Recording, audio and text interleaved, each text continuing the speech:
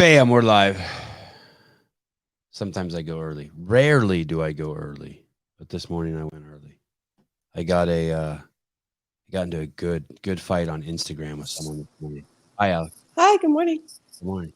How are you? I'm awesome. Good. I don't know if this happens to you, but I have an ant on my phone. I got in a fight with someone today on Instagram and in the DMs, like a good one. Like we were going hard, and then we reconciled. Oh, really? Yeah, it was so nice. That's cool. Yeah. What was like, how did it get, I guess, resolved? Like, how did it? He called me condescending, arrogant. What did he say? I was just rereading it. I was like, it's such good feedback. Mm-hmm. What did he say? You're disrespectful and condescending. It's funny on your shows, but in real life, it's like no good. And you think you're better than other people. I don't think I'm better than other people, but I do. But part of my shtick is being. It's funny. It's funny. I wonder if people who are condescending don't know they're condescending. Are you ever condescending? I don't think so.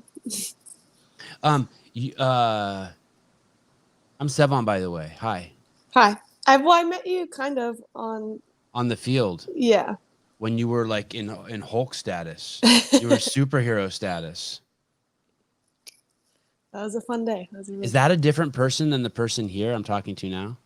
No. No, same. Yeah. Maybe like a little more like emotional, but the same person. There was I was watching your interview with Jared, and he asked you that question about the train, like smushing people. Yeah. Fuck, that made me uncomfortable. And then there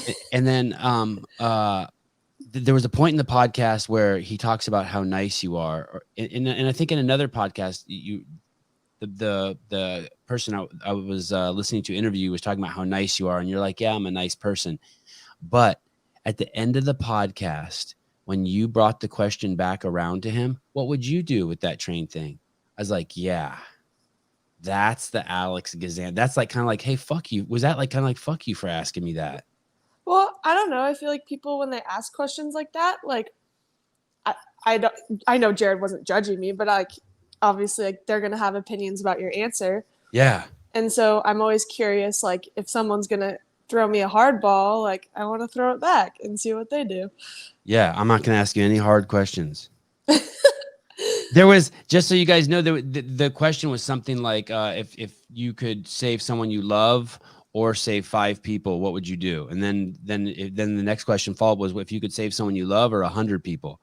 Yeah. And I'm just like, hey, I just wanted to just scream at the TV. That would never happen. Shut the fuck up. That would never happen. God, that made me so uncomfortable. I wonder if that means it's a good question. I mean, yeah, I guess it's a good question, like, because it makes you think, but like, it's an uncomfortable question because you don't want to answer it. Did you think about not answering it by just saying, no, I'm not answering that? No, I answered it. I said I'd kill the strangers and save Jake. Oh yeah, I heard you. Yeah, I heard you. I think I'd kill the strangers too. Well, like it's hard, but I don't think it's a fair question because it's not real at all, right? Yeah, that's true. Yeah, like it would never actually happen unless it did, and then. I mean, there's times the only thing I can think of is like there's a cricket in the house, right? And I pick him up, and I don't have any clothes on, and it's raining outside. I could just walk to the bathroom and flush him down the toilet, or I could go over and open the door and throw him outside. How about that as a question? I like that. It's a little easy. I would go over to the door and throw him outside. I'd be like, just suck it up. Don't kill him. Fuck that. Yeah. I mean, I don't really care about like walking outside naked, so I'd just throw him outside. It's cold and rainy too. Oh, I mean, yeah, I still don't really care. Yeah.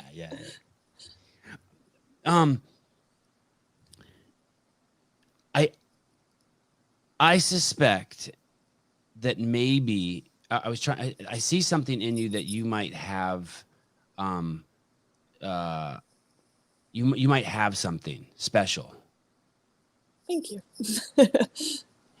I think a lot of people see Danielle Brandon and they think that what's special about her is that she's got this insane body and big butt and boobs and that's what they think they're seeing. I don't think that that's what they're really seeing. I think that they're seeing someone who kind of doesn't give a fuck. Yeah. and they're confused. They're confused by her looks, but everyone's really attracted to her. Like, oops, my middle fingers went up. Like, she didn't plan that, but they went up, and I did it with a smile. You know, Yeah.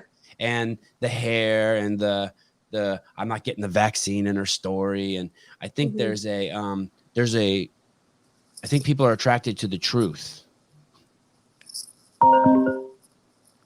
And in your interview, I think you've been set free by the truth. There's two things. There's things that you should be afraid of that you're not afraid of. In one of your interviews, you said, I might just be really emotional because I'm on my period right now. I was like, wow, it's just coming on. And then the Yeah. other thing is definitely significantly heavier. At 20 years old, you would think that you would be hiding your past. You would be trying to hide your parents Yeah. because of your past, but you're not. You've accepted it. You've been set free. Yeah. I mean, I don't know. I feel I've kind of always been an open book to the point where like sometimes I'm like, oh, maybe I shouldn't have said that. But like, I don't know, like everything that you do is like a part of who you are. Like I maybe shouldn't have told the whole world I was on my period, but it was like, it just comes out. I don't know. I think you should. Well, here's the thing, man. When you're free, you have so much energy, right? Mm-hmm. Totally. Do you feel free? Yeah. I mean, like, I feel free in the sense of like when I'm around people and especially people that know me like in person, like they know me, like they don't know a version of me or like someone I'm pretending to be. Like they know me and like they can tell if I'm sad or um like just the other day I had some stuff going on with my parents and like I walked into the gym and I like smiled and my one of my best friends like Kaylin and Brett from the gym, like they looked at me and they're like, "What's up?" Like They're they like, just that's a fake ass smile. like they just knew. And like it's cool to have relationships like that and like be vulnerable with people because you just get so much closer to them. Justin Kotler says, I'm on a plane. It sounds like that's about to be the opening lyrics for a rap song. The Wi-Fi sucks. Oh, he is lyrical. He is lyrical. He is a musician. Just coming on to say how fucking cool it is that Alex is on with you. Sevan makes me so fucking happy. Love you all. Have fun. Thanks, Justin. She's the beast. Best. Yeah. He's the best. I'm tripping on this crew that he's put together. I did a little I did a little shtick on it, making fun of you guys. Like, you guys are the crew. Like, when you guys go to the airport, you guys still have a pocket knife in your bag, and there's cigarettes in your bag that you guys used to smoke, and that you're the ragtag crew. You know what I mean? Yeah, maybe like not cigarettes and a knife, but I get stopped every single time. At the airport? Yeah, I try so hard. Like, I separate my food, I separate my, I don't know, every time, every single time. Are you and Danielle close? Like, we're not, like, we don't have beef, but I wouldn't say we're like close. Like, we haven't really that's a great place to start. We don't have beef. Well, no, like, we just haven't, like, I guess we haven't got to like create like a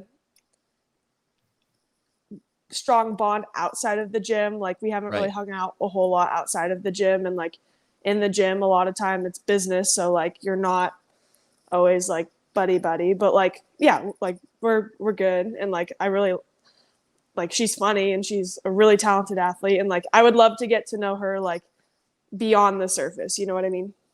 Do you think maybe I'm gonna backstep everything I said? Do you think maybe that you've tricked me, and maybe you are guarded, and that maybe you just have me tricked, that you are open? And there's more to that. That's a loaded question. I apologize, but I'm gonna tie it to Danielle. Okay. I'm gonna tie it to Danielle in a second, because I never brought up Danielle's name when I interviewed DeLugos, but there's a very specific reason why I bring up her name with you.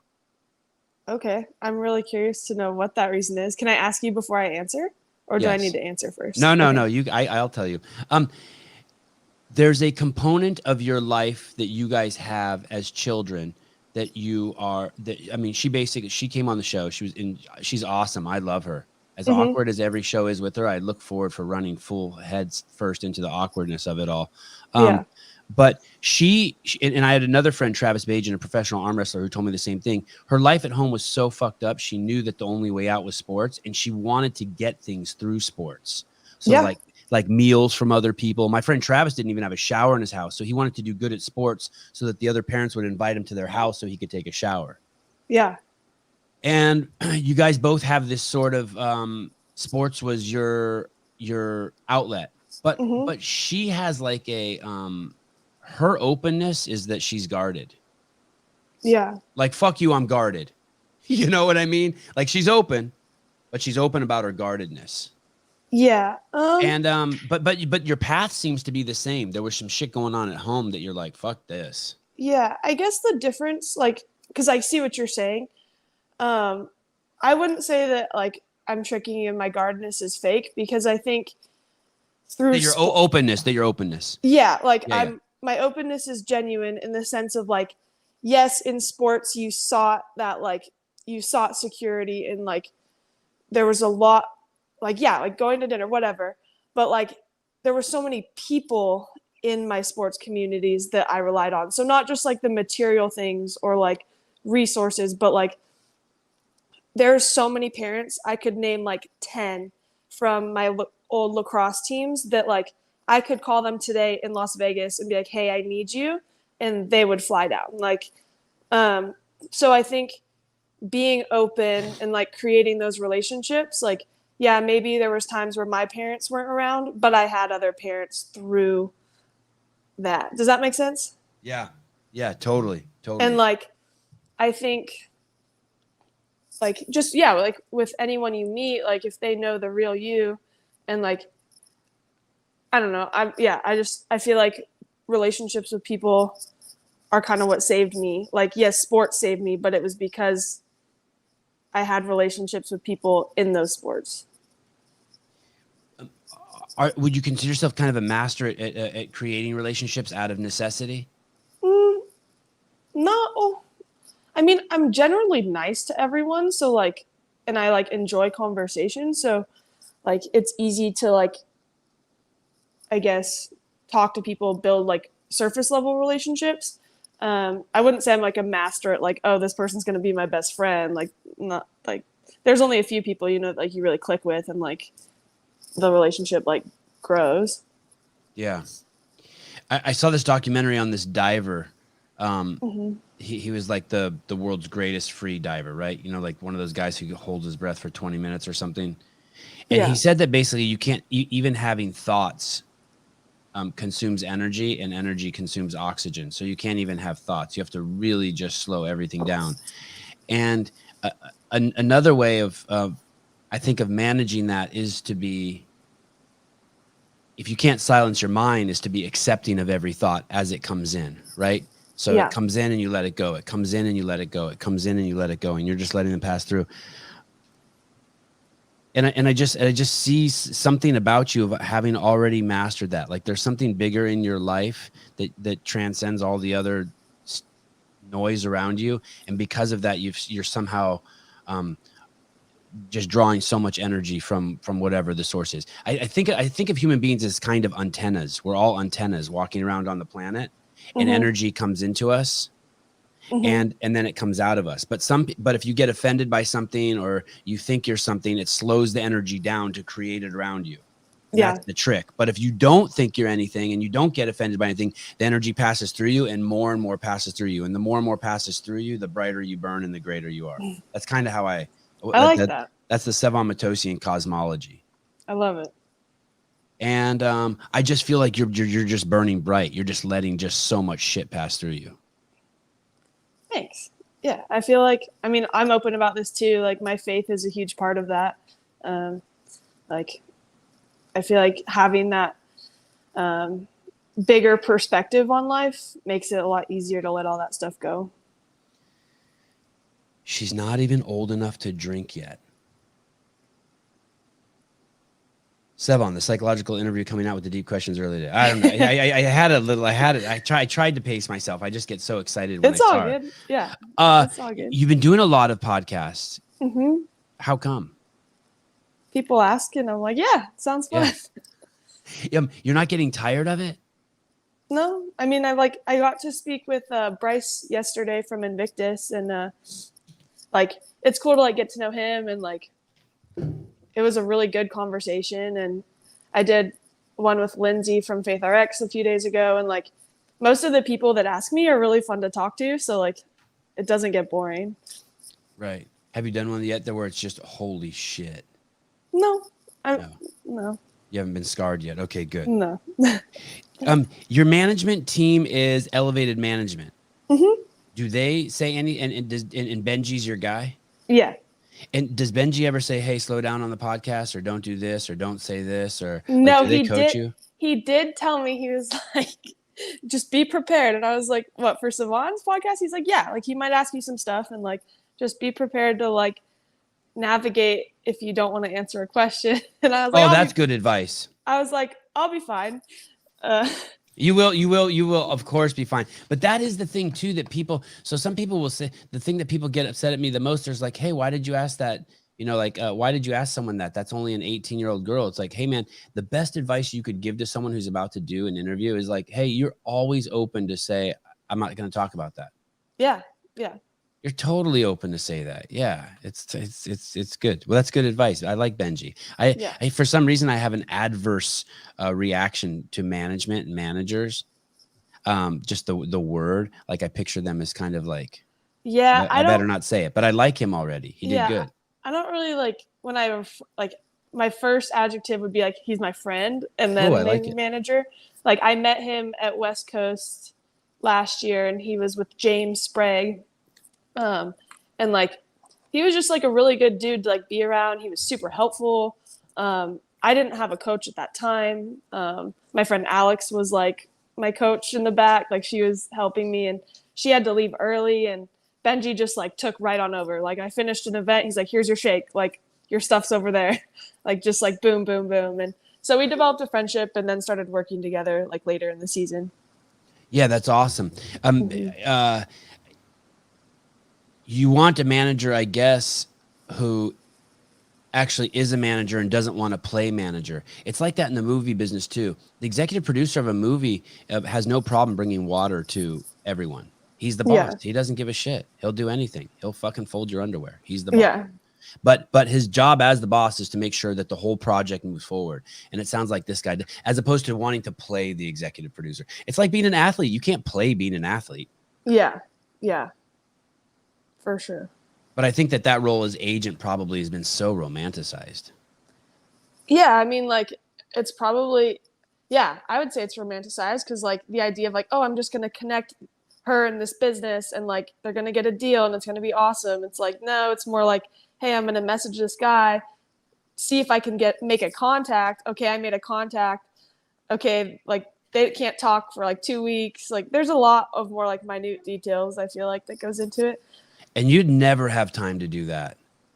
I mean, yes and no. Like I said, I'm totally open to like reaching out to people, but I think having someone that's like more, he's like more knowledgeable as far as like contracts and like what's realistic, like what could I expect? Like, I feel like I would probably go into something and get lowballed and I wouldn't know it. And I'd be like, okay. And like, he's good at making sure like things are good.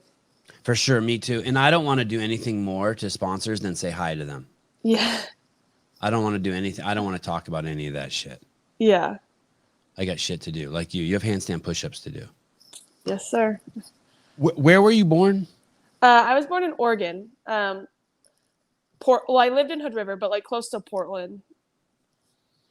And how did you end up in Vegas? I got married and Jake. Man, your husband's proud of you. Sorry? Man, your husband's proud of you. Yeah, it's so cute. It's so good. Yeah, we got married and he works for his dad.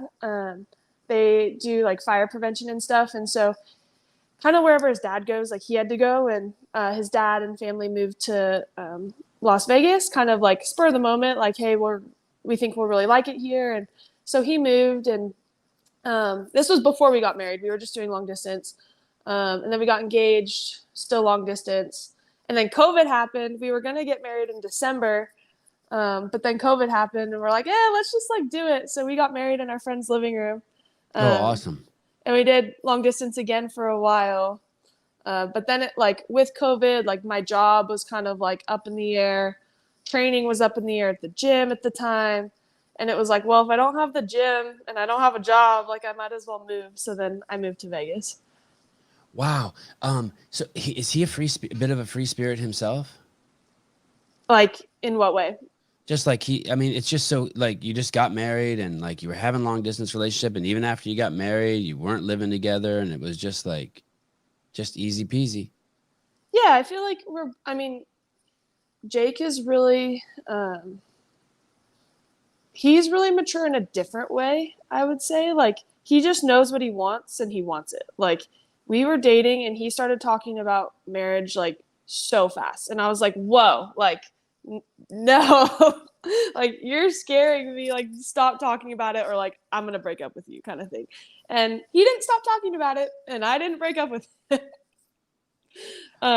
So, like, yeah, like, he was long distance sucks, but like he was like, yeah, it's fine. Like we have to do this right now because like you're doing this, I'm doing this, and like it'll work out later. He's very like not one track minded, but like that's the best way to put it. Like his brain's just very like this, that. Do you read any books or listen to any books?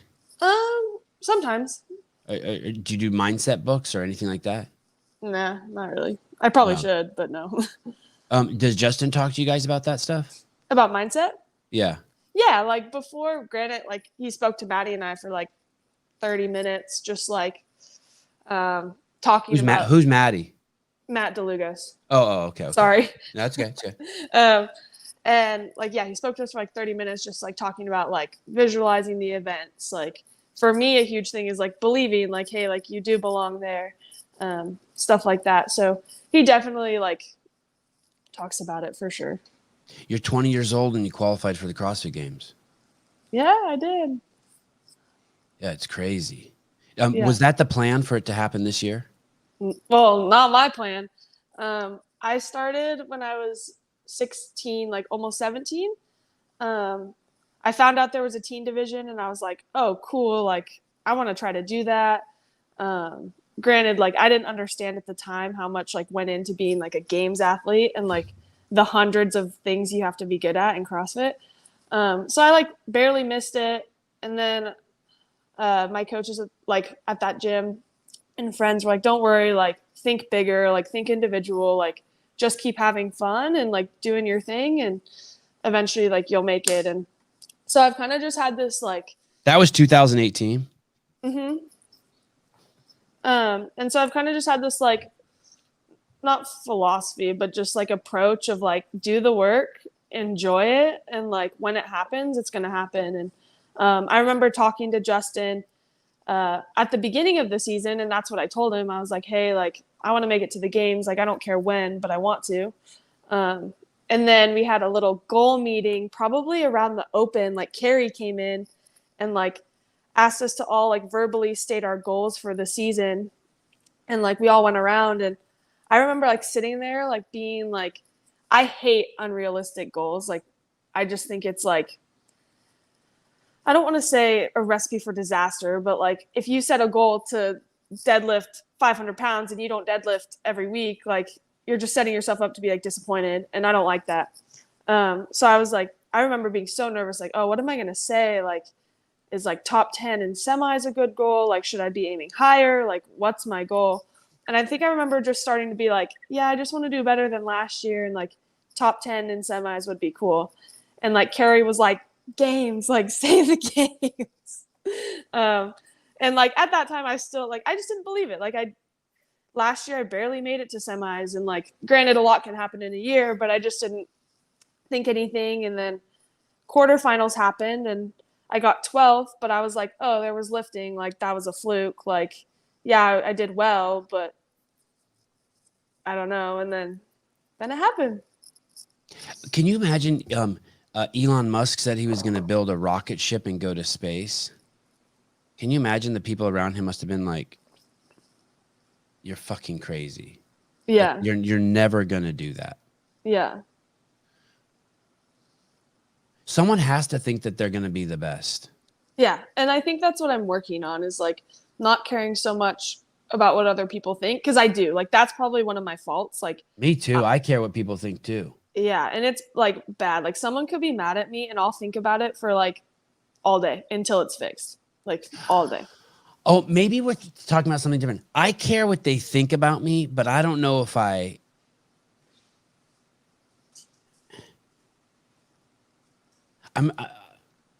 care what they think about me, but I don't care about it like Enough to act on it. no, I care about it a lot. I'm trying to think. It's like weird. It's like, you know that line that Jay-Z says, I'm the businessman one. What is it? I'm not a businessman. I'm a businessman. You know, it's like Yeah. there's that play on words. I care what people think about me, but I don't care what they think about me. I'm curious. I'm like that was really fascinating to me that guy said that shit to me in my DMs today. Like I Yeah. cared. I was like, wow, I really care. I was really enjoying like this. Wow, this guy's telling me what he thinks about me. Yeah. And I know Yeah. he's a bit frustrated because we're in DMs and so he's borderline attacking me and telling me what he thinks. But I don't care, like, is in the sense like it doesn't hurt me. Yeah. Yeah. I don't know what it is. I struggle with, sorry, I'm just letting my dog out real quick. Yeah, I struggle with like if I think someone doesn't like me or I think that like something's wrong, like I definitely want it fixed. Like I'm not good at just being like, oh, it doesn't matter.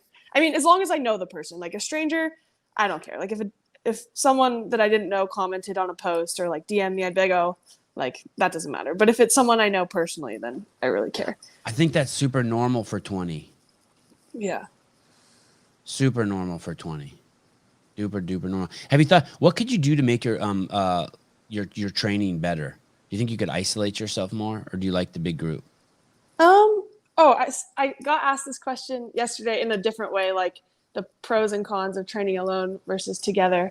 I think like the biggest con or like sometimes the hardest part of training in a big group, for me especially like as an athlete, is I get afraid to like take risks because you don't want to like, instead of losing by like a few seconds, you would lose by a few minutes if you like go out too hot and like blow up.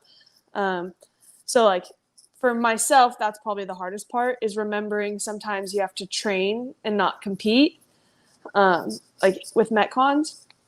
But with that said, like I love like training next to people and like, hey, if we're doing clean and jerks in the EMOM, like let's stagger so we can watch each other and like, because obviously Justin's there, but it's also nice to have extra eyes and like there's something to be said about if you're on rep 3 of 5 of a squat and someone's like, hey, like let's go, you have that extra like accountability to like make it happen.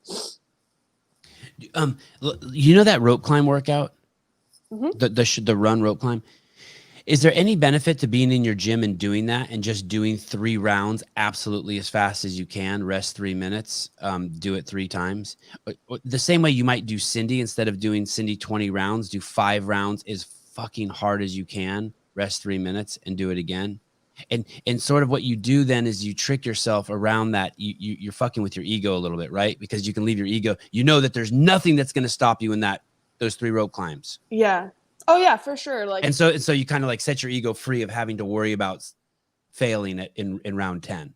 Yeah. I mean, I think not necessarily that workout for me. Like I wasn't worried about failing, but like other things, yes. Like for me, a lot of it's like, hey, could you have done those toes to bar and broken? Like things like that. Like, could you have gone faster on the burpees, or were you like purposefully going slow? Like stuff like that is where like I have to like trick myself. Are you getting smarter? Yes like, and are no. you like, wow, I know? Are you like, wow, I never even thought of doing that? Oh yeah, like in the gym, like I'm getting smarter, like just learning from everybody and learning from Justin. In real life, I'm definitely getting dumber. You're born in Oregon, outside of Portland, and you're born in the 2000s.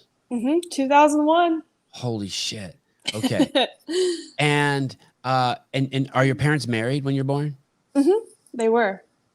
And you were their first child? I'm their only child. Only child. Oh, but you have a 5-year-old brother. I do. And is that your mom? That's your mom's baby. Yep. Different dad.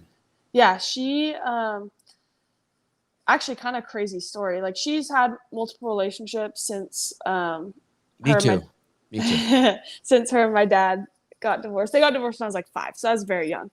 But like she was remarried, like she like had a few other boyfriends, and she had some health issues that led to her like the doctor pretty much was like, yeah, don't worry about ever getting pregnant. Like when she had me, well, she had a liver transplant to give you context. From drinking?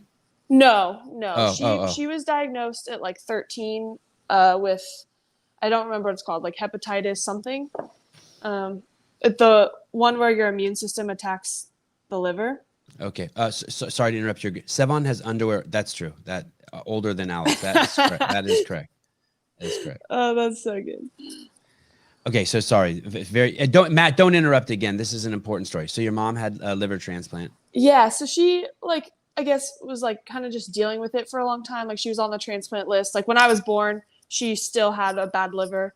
And the doctor, like she had to try really hard to get pregnant with me, like fertility pills, like the whole 9 yards.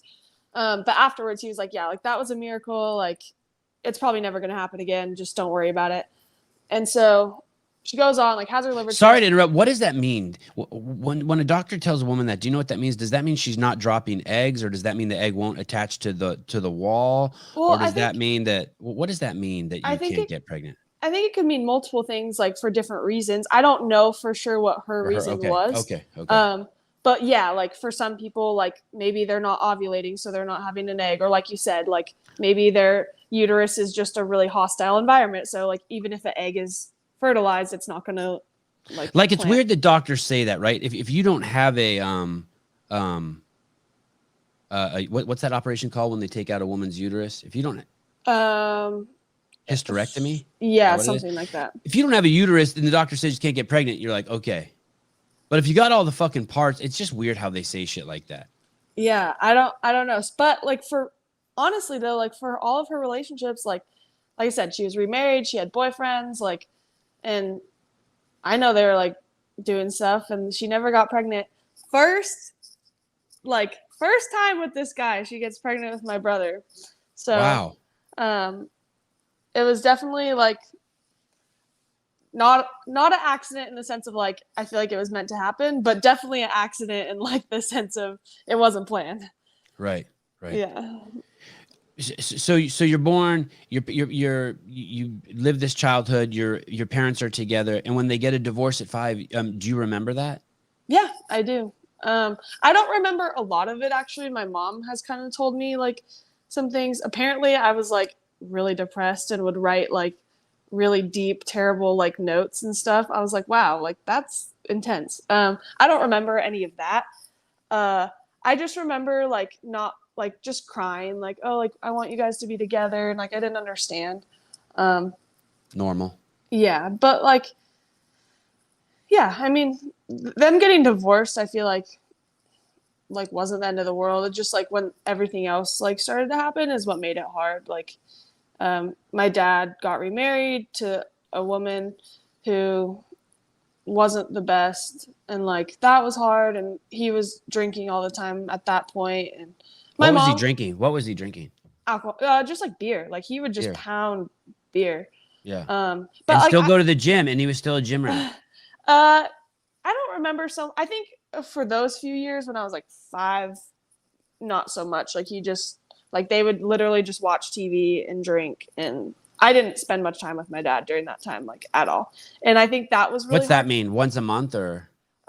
Like every other weekend, and like when I was there, it was like we'd watch TV, and I think that was like even now, I think I still resent that time because when I was young, like when I do remember this, like when my parents were together, me and my dad were like attached at the hip. Like we would hunt together. I would go to work with him. He used to like drive trucks for the family orchard, and like I was with him 24/7, like motorcycle rides, archery, like we were best friends. That's a good ass life. That's a good ass life. Oh, life. it was so good. And like I think that's why it was so hard. It was just like I went from having him as a best friend to like I just felt like he didn't I'm like gonna cry.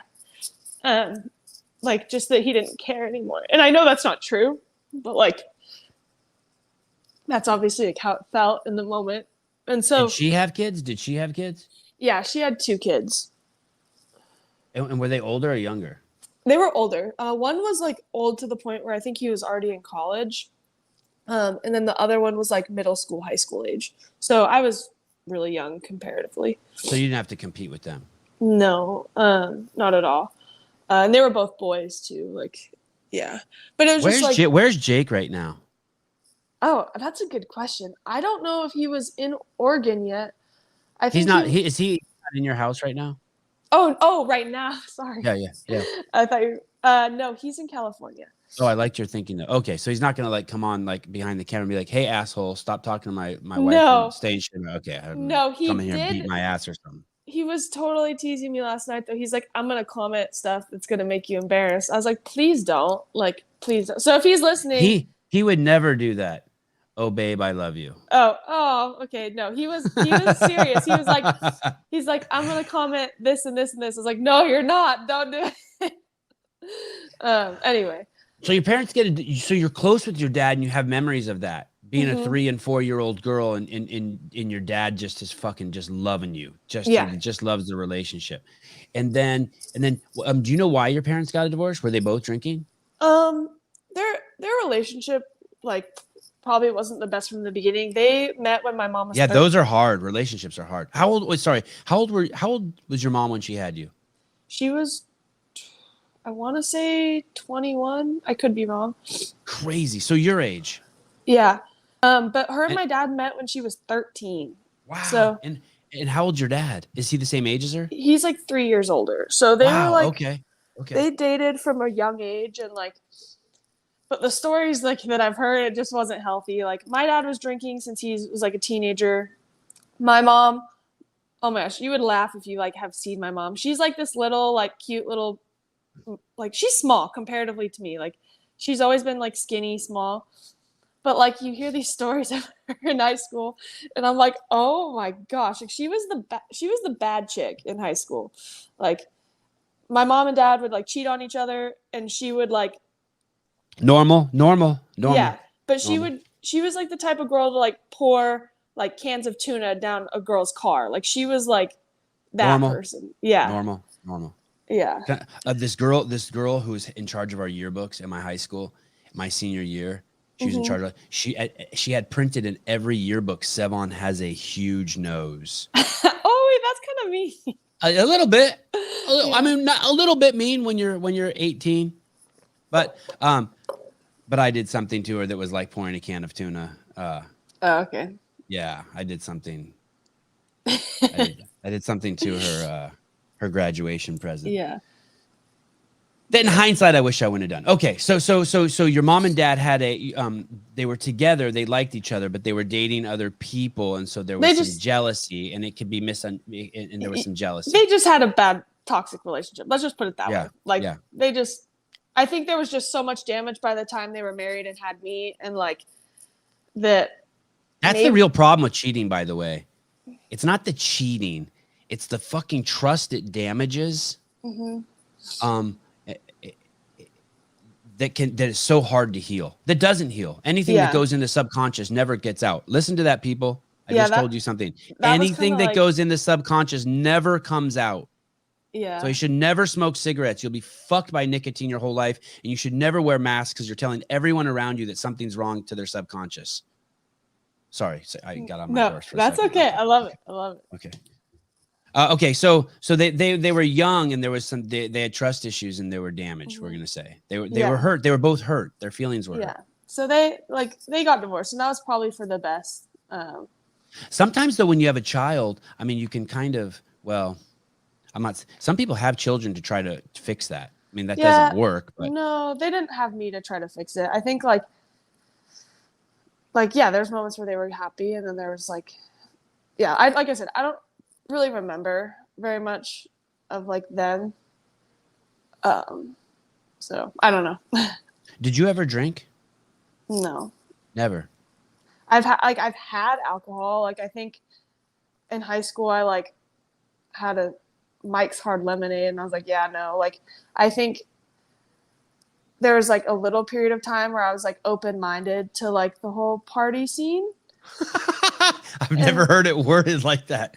I guess I then, was open-minded. Man, you're square. yeah, I'm boring. Like I'm not gonna go out with you and like hang out. Like it's just like I have so much PTSD. Like the smell of alcohol, like makes me angry. Like I don't get angry very much, but like the smell of it, like when people are like ask me and I tell them no, and they're like, but why? Like just have one. Like you might as well just like stab a knife like in my heart. Yeah. And like Because you saw it fuck your family up. oh, so like the thing, like I wish I could forget some of the things like I've seen. But yeah, that's why. So it was so bad that you would be at home and your parents would be passed out drunk and you'd be a little kid at home alone. Not when I was so little that like when I was young to the point of like not understanding, I just thought my dad was tired, like him, because his wife was there, you know, like right. I just thought he slept, you know, like I don't know. And then like my mom was actually like she was a really good like superhero single mom for a long time. She like ended up getting a good job at the hospital and like she was doing her best. It wasn't until she got married when I was in like middle school, and the husband that she got married to, like he was an alcoholic, and like just the crowd that like the friend group that ended up being around a lot probably wasn't the best influence, and my mom started pill popping, and that's kind of how her path started. So with my mom, I didn't really like notice or like know anything till middle school. And I've seen like, sorry for people listening, this is like really deep. Like I've seen They're mom, so excited. They're so excited. They're like, people are like, oh my God, thank God it's not only me. Yeah, no, like, I mean, I've seen like, I've thought my mom was dead before. Like I was with my high school boyfriend in the car, and this was after my brother was born. We got a call from the hospital because my brother had some like breathing issues when he was born, like some asthma and stuff. And so as a young like infant toddler, he had to spend a few days in the hospital. And a huge chunk of kids who get inoculated by all the scary diseases out there end up with asthma. No, it's kind of weird. I'm 100% like, yeah, you don't. It's kind of weird. You don't have to tiptoe around any of that. I'm like on your page 100%. So like I remember getting a call, and I was like with him at the time, and I don't remember who it was, but they're like, hey, like you need to come pick your mom up from the hospital. Like she's getting kicked out. Like she was like, because she was drunk at the hospital. And I was like, oh, how old are you when this happens? At this time I was like 15 or 16. Okay. So you're growing up fast now. You're getting calls that you have to come pick your mom up. Yeah. That's okay. That's some heavy shit. And I remember like we picked her up, and she was like obviously like drunk, like slurring her words or whatever. And we were on our way home, and I remember like I was like yelling, crying at her, whatever. And like all of a sudden she was just like silent. And I was like, oh, like wake up. Like I want to yell at you. Yeah. Like I'm upset. And when you yelling at her, are you lecturing her? Like, you're my fucking mom. Like, how can you be doing this? Like that kind of stuff. Like, I think like, are you being the adult more like? I feel like I've had moments of both. I mean, like I've learned now it's pointless. Like when people are drunk, they don't understand anything. So now, like if I was in that situation, it'd just be like more like, okay, like let's go home. Like I'll talk to her when she's sober or whatever. But it took me a long time to learn that. And I just remember like trying to wake her up. Like I was like, wake up, and she would not. Like nothing I did woke her up. I like slapped her really, really hard across the face, like screamed, and I thought she was dead. Like if someone would have asked me if she was alive, I would be like, no. Like and your boyfriend's driving the car while this is all going on? Yeah. And so like, yeah, I don't know. That's a long answer to say like the stuff that I've seen, like it's just alcohol. Like I have no interest in it. I can have a great time sober. Don't worry. Do you ever, would you ever be around her and she'd be sober and you would just see the whole thing just unfold right before your eyes? Like you're around her sober and then she starts drinking and you just see the fucking disaster arise? No, I feel like Um, my parents tried really hard to like. Once, obviously, like, it was obvious that like they had problems. It was more like, then it was a lot more like they try to sneak it. Um, Wow. so like I'm not drunk, or like I'd talk to my dad on the phone and he'd be um, like I'd know, like you have those gut feelings, right? Or like you just Yeah. know. Yeah. And then like, but then you ask, and then it's like very defensive. Like, why would you ask that? Like, then you feel bad. You're like, oh, was I right? Like, are they sober? Yeah. Um, but yeah. How do you know you didn't marry on one of your parents? Jake's like, if you think I'm square, he's real square. He's super square.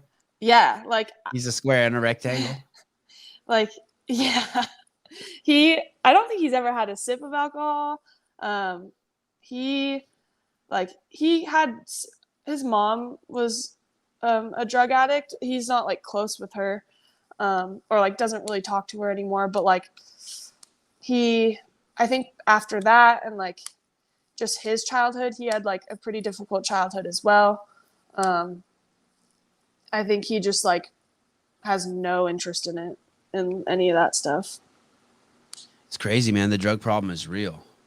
Yeah, I mean, well, it's like interesting, right? Because like our society paints it as such a fun, like, oh, like let's just go to a bar and hang out, or like, hey, like let's just get high and like eat these crackers, and like sure, it sounds harmless, and like maybe it is the first time.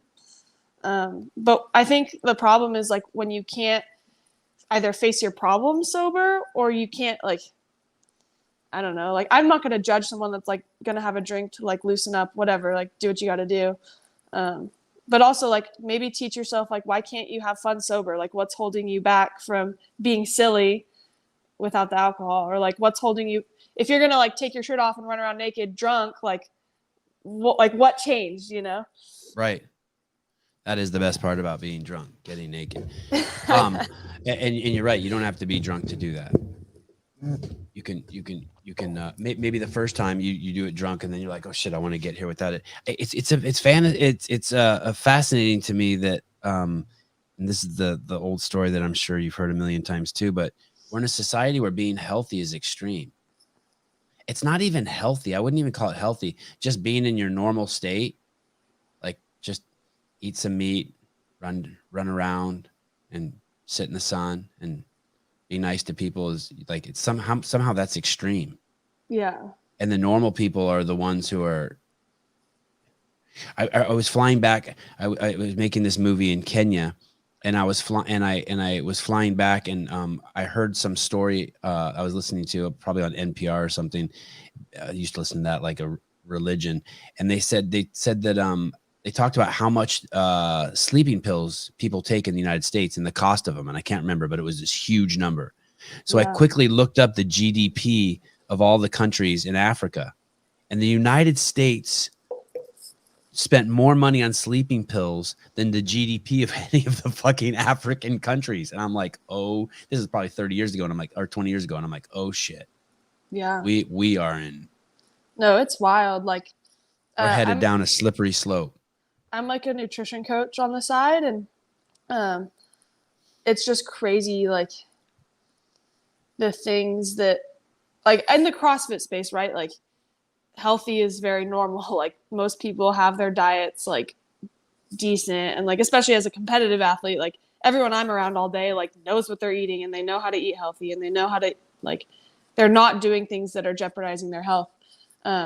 So you're around that all the time, and then you forget that like 90% of the population thinks that like I don't know, I'm trying to think of a meal example that I saw from a client that I'm like, yeah, like that's healthy, but it's not healthy. Well, just even this, the difference between eating a hamburger at McDonald's and now adding a fries and a milkshake to it, you've just created like just a hamburger you might be able to get away with.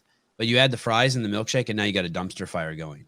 Yeah, or like beyond like the calories of it, like the oils. The mix, that's what I mean. The mix of the oils, those certain fats and carbohydrates mixed together is like not so good. we were just talking about that yesterday because like he was having like a bit of a stomach bug, and I was like, "Are you sick, or do you think you ate something?" And like we were just talking about how like certain foods, like going out, like you could be fine, but there's that like specific oil and like at restaurants that they use, and you're just like, man, like I feel Canola like, oil. Yeah, it feels like yeah, shit once you get rid out of your system. Yeah. yeah, The best burrito place in town that I used to always go to and love, I stopped eating canola oil and I started asking them to use butter when they made my burrito. And then one time I had one with canola oil, I wanted to throw up. I couldn't yeah, even believe I ever liked that taste. yeah, Yeah, it's insane. yeah. Oh, so at five, your parents get divorced. And so as that starts happening at home, do you see sports as a vehicle to take space from that? Yeah, How do you get into sports? I mean, elementary school, right? Like you just like do the sports. Like I played lacrosse from the time I was in like second or third grade, all the way through high school. I really enjoyed like dance. So like for me, that was just fun. Like I was like hanging out with my friends. Like How do you get into lacrosse in the second grade? I didn't even know what lacrosse was until I went to college. I'd never even heard of it. I don't know. The town that I grew up in, like lacrosse was like the big sport. Like that was like people wanted to like be really good. I don't know. It was just like the sport, I guess. And your mom still had to sign you up though, right? Oh yeah, my like I said, my mom was like superhero mom like for a long time. So all through elementary school, like she was great. Um, Middle school, I like so I'm trying to like I guess figure out where all the things kind of happened. Elementary school, I was like with my mom, saw my dad semi regularly, and then middle school happened, and all that stuff happened with my mom. Middle school was probably the hardest for me, honestly, because all that happened with my mom. Uh, and it's not just that they were drinking; like they were getting like DUIs, like driving under Oh the fuck. influence, Yeah, and yeah, like yeah, yeah. that's where it really gets messy because like then they can't take me to sports, they can't take me to Hey, were school. you ever in the car when they when they got arrested? Yeah. Oh shit. How old were you? Um, I was probably like 11, maybe. And you just and you see your mom get arrested, Uh, handcuffed. um, no, I was with my dad. I've I've seen my mom plastered on the front of a newspaper, For, um, for DUI? with her like in handcuffs. Uh, yeah, yeah. I was with my dad though, and that was so traumatizing because like I said, with my dad, like he drank so much that like I almost didn't even know half the time. Like I just knew like the version of him that I knew was drunk, and like he wasn't a belligerent drunk. Like he didn't like he was fun to be around. He was funny. Like he would just like giggle and like I don't know, like nothing was bad when he was drinking, I guess. So like you just kind of like overlooked it, or like I didn't know any better, you know. Right, right. So we were at a archery competition, um, a little bit out of town, and we left, and like we were both tired. Like we had been there for a couple days, and it was really fun. Like it was a great time. And Um, just listen to this. You're in an archery competition with your dad. Like that's heaven, Yeah, well, yeah, and like right?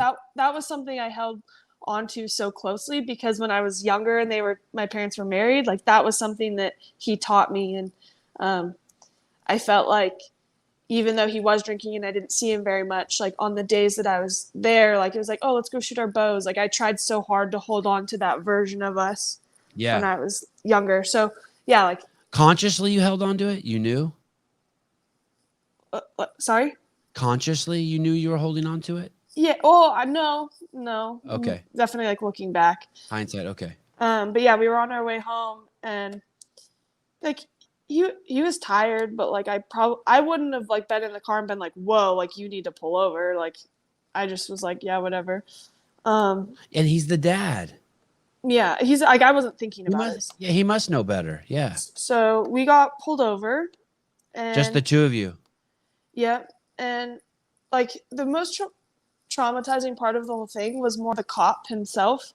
I have nothing against cops. I think 90% of them are great. This one was just like really insensitive, and anyway, he pulled us over. He asked my dad to step out of the car, and so I was just sitting there, and like a little bit of time went by, and I remember like looking through the back window, and I just see this cop like body slam my dad to the ground. Oh, Like, fuck.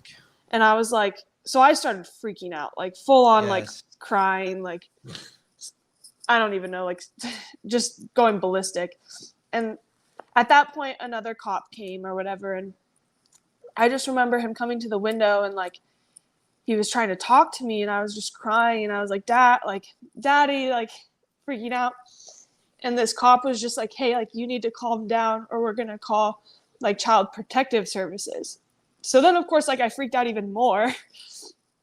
And a cop waited with me, like they took my dad, and a cop waited with me until my stepmom at the time came to pick me up. Did your dad say anything to you? He couldn't, like I didn't even get to talk to him. I just watched them like essentially arrest him and like throw him on the ground. Did you ever talk to your dad? Have you ever talked to your dad about this? Yeah. And did he say why the cop slammed him on the ground? Well, I'm pretty sure he was like, hey, like, do you hear, like, because I was crying. Uh-huh. And he was like, probably, I don't remember exactly what he said, but he was probably along the lines of like, hey, like, fuckheads, like, my daughter's in there, like, something like that. Right. So it was just crazily emotionally charged. He knew he fucked up by drinking and driving. He was trying to protect you, and it probably was just tense as shit. Yeah. I don't think it's gonna be so Are you gonna have kids, you think? I'd like to. It's gonna be fascinating when these stories are gonna be amazing for you. When you have kids, all your stories change. Yeah. Because you get to see them from a different you get a new set of eyes if you want. You'll have the option to get some new set of eyes, and it'll be fascinating to see your take on that. For people who don't have kids, it's fascinating to me what people think that they can get away with telling telling the way they treat other people's kids. Like if you treat other people's kids poorly, you should expect the worst possible outcome to happen to you.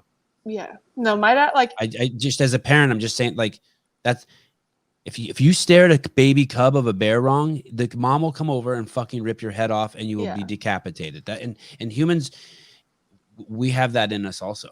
Yeah, I should like shed some light on my dad instead of just like, despite, and my mom, both of them, like despite their issues with substance abuse and like the trauma and the hurt, like all this stuff, like they both like, I would never doubt in my mind that they loved me. Like, yes, of course, like you have those moments where you're like, if you loved me, you would stop. And before I understood, like I consider it a disease. Addiction is 100% a disease to me. And before I understood it, like I would feel like, oh, they don't love me, or otherwise they would stop. But now, like looking back and like just every like little thing, like I know they both cared like more than anything, and my dad would kill for me, and so would my mom. Like I know that the love was there. You've depicted a home of love, and I know that because I also grew up surrounded by alcoholics, and my family is the most loving family ever. It's crazy how good and loving they are to me. Yeah. But you cannot flourish as a human being. For the most part, 99.999% of the time, if you have a drug addiction. Yeah. So that happens, and is that just emotional, just fucking devastating, or do you also have some things that you come up with in that moment that are like, okay, this is my, like, you're only 11, but at that point, are you already starting to make an exit strategy, or like, oh shit, I'm in this alone, or how am I going to overcome this? Or is it just, I mean, I wouldn't have done that at 11. I would have just probably felt sorry for myself. At 11, like that was like I'd say the start of everything, because like I said, my mom was going through stuff at that time. So was my dad. So I ended up living with my aunt and uncle for a year. Okay, and that's the Daniel. You know that happened to Danielle Brandon too. No, I didn't know that. Yeah, so that's exactly what happened to her. She had to go live with her aunt, and her aunt had kids. Yeah, and so she realized like, hey, no matter how much my aunt loved me, I'm fucking second fiddle. No one's gonna love me as much as they love their own kids. Did she have kids? Did your aunt? My aunt does have a kid, my cousin Aiden, but Your aunt's pretty, by the way. She's very attractive. I don't which aunt? I don't know. I just I saw have, some aunt. I saw some aunt in your Instagram. I was like, damn, that's a hot aunt. I have lots of hot aunts. Oh, okay. Well, at least one of them. I saw one that was hot. I don't know. I'll figure out which one was on my Instagram. Right. But this is on my dad's side. Don't tell her it was me who said it. No one wants. Everyone just tell her it was some guy, because no one wants to be like some guy said it and then he fucking looks like me. So, oh my gosh. Don't make sure you just make it ambiguous. Okay, I will.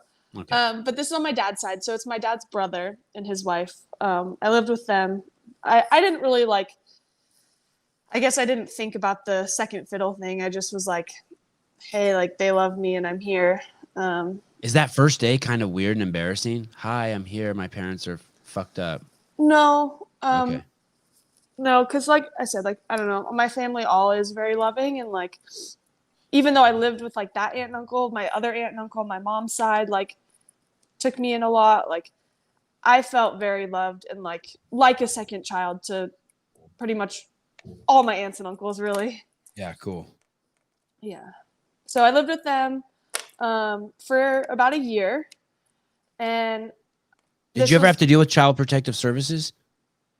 A little bit. Oh God. Yeah. Sorry. Yeah, they're terrible, honestly. They came and interviewed you? They came and interviewed you? I don't remember like myself so much, but like I've had to deal with them a lot for my brother. Okay. And that was whole nother crazy story, by the way. I heard what you said in Yeah. the interview. Your goal was to make sure that he never had to see anything that you had to see, and he's had to see some of it, and about it breaking your heart. Yeah. So like dealing with Child Protective Services for him, terrible. Like it was hard to even like babysit him, because if he fell at the park and got a bruise, like I had to like call my mom and write this whole paragraph of like, it was noon, we were on the park, he fell off the slide. Yeah. And yeah. there was no marks, but like there could be one. Like it was just like could show up tomorrow. Yeah, so dumb. But anyway, so I lived with my aunt and uncle, and I loved it. Like I loved it so much. Like we had family dinners, and like it just like it felt normal, and I was like, this is amazing. And of course, like, and you were doing sports still at the same time? They were still taking you to those? Oh yeah, my aunt took me, like, bless her heart, she like would pick me up from dance at like 9:30 at night. Like they made sure I was involved in all that stuff.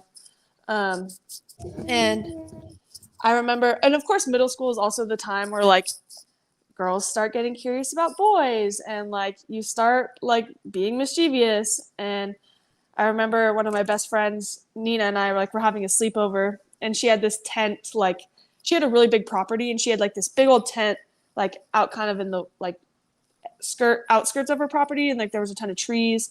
And so like we would like camp like all the time, like all summer. And this is 8th grade summer at this point. Like now we're like kind of close to high school, and we had boys over. And I remember like my dad found out.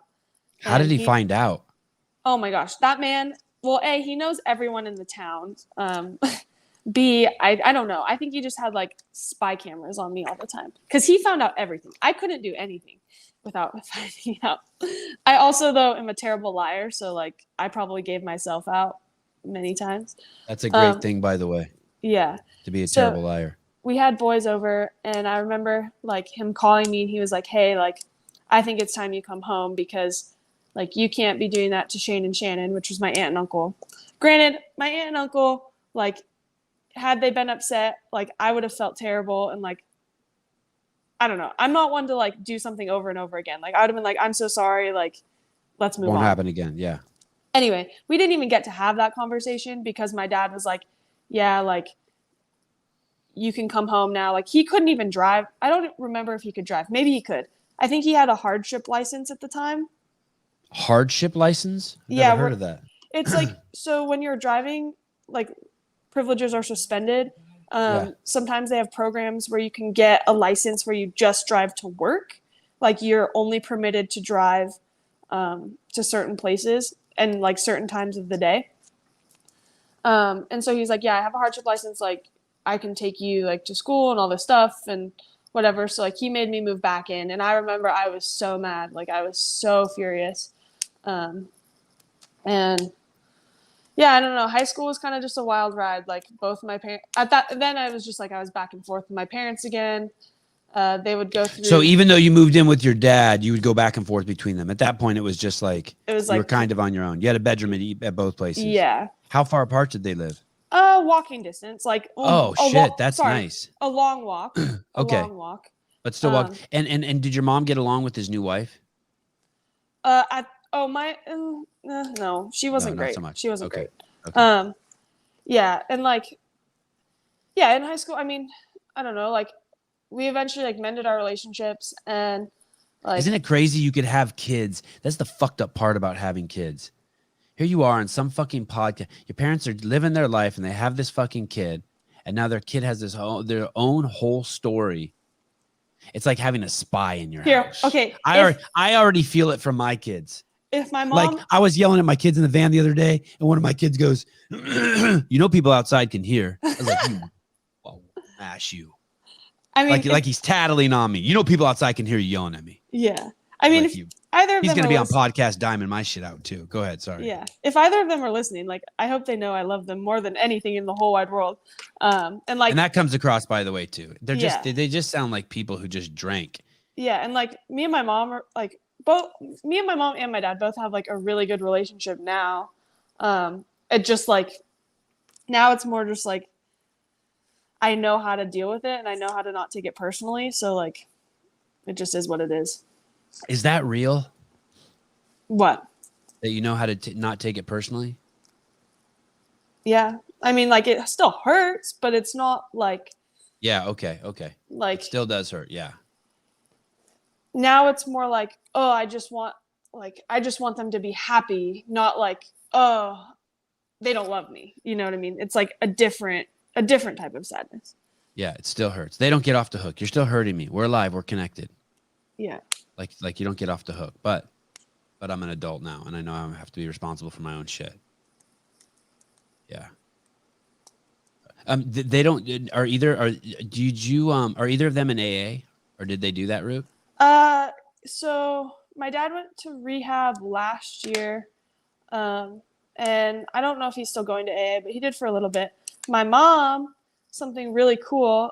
Her job is a AA recovery mentor. So her job is actually taking people to and from AA meetings and like being there for them. So she's kind of come full circle, which is really cool.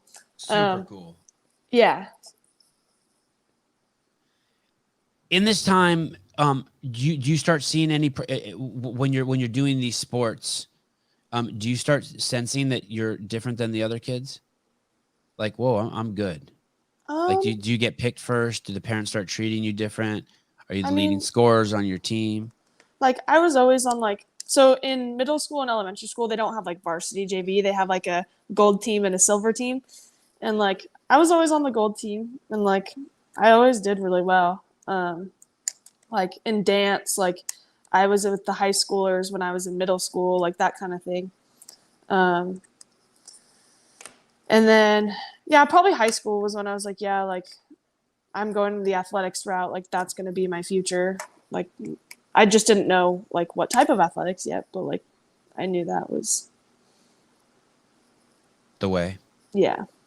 You're 16 years old and your gym teacher says you should do CrossFit. You tell her to go pound sand, and then she gives you the great Miss Huckabee's, Reagan Huckabee's phone number. Yeah. Like, Does she have any business sharing Reagan Huckabee's phone number? Yeah, they're 16-year-old bratty high school girl. What is going on? Reagan Huckabee's huge. You can't. I hope Reagan Huckabee told you have the wrong number and go away. No. Oh my gosh. She was like, oh no, she was nice and took you in. Yeah. Oh. Yeah. We need more pretension in this sport. Everyone thinks that their neighbor is going to be the next big CrossFitter. Reagan wasn't like, oh, this is bullshit. Shut up, PE teacher. Well, how are the PE teacher and Reagan Huckabee connected? How are they friends? I don't remember, honestly. Was it a charity case? Was the PE teacher like, there's this poor girl, Alex Gazan, and she's had a really hard time. Do you think you could take her under her wing? Or was it like, damn, this bitch could fucking work. She's the next CrossFit Games champ. I think it started as a charity case. Okay, good. That makes me feel a little bit better. And then, like, because at first I was just like going to classes. Like I'd go to CrossFit and they just like, yeah, come to classes. And then it was like a couple months in and they're like, hey, like you could be good at this.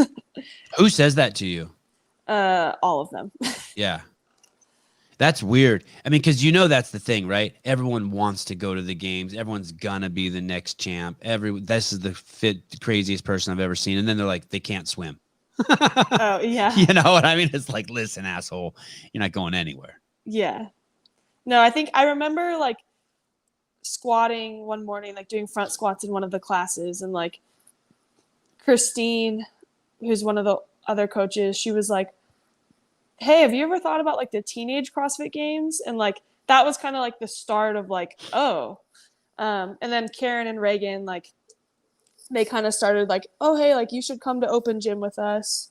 And so I started training with them like outside of class a little bit. Reagan's like a real adult, right? Like she has like a kid and shit. Yeah, she has 2 kids and they're my favorite. Yeah. I used to babysit them when I lived in Oregon, and like I think Maddie's still my screensaver, honestly. Like I love them so much.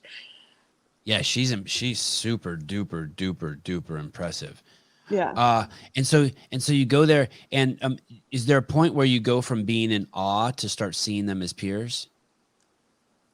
Honestly, not for a long time. Like even before moving out to Vegas, like I worked out with Reagan in her garage a couple days, and like I was like, yeah, like she's still really freaking good. Like and Karen too, like are you familiar with Karen McAdam?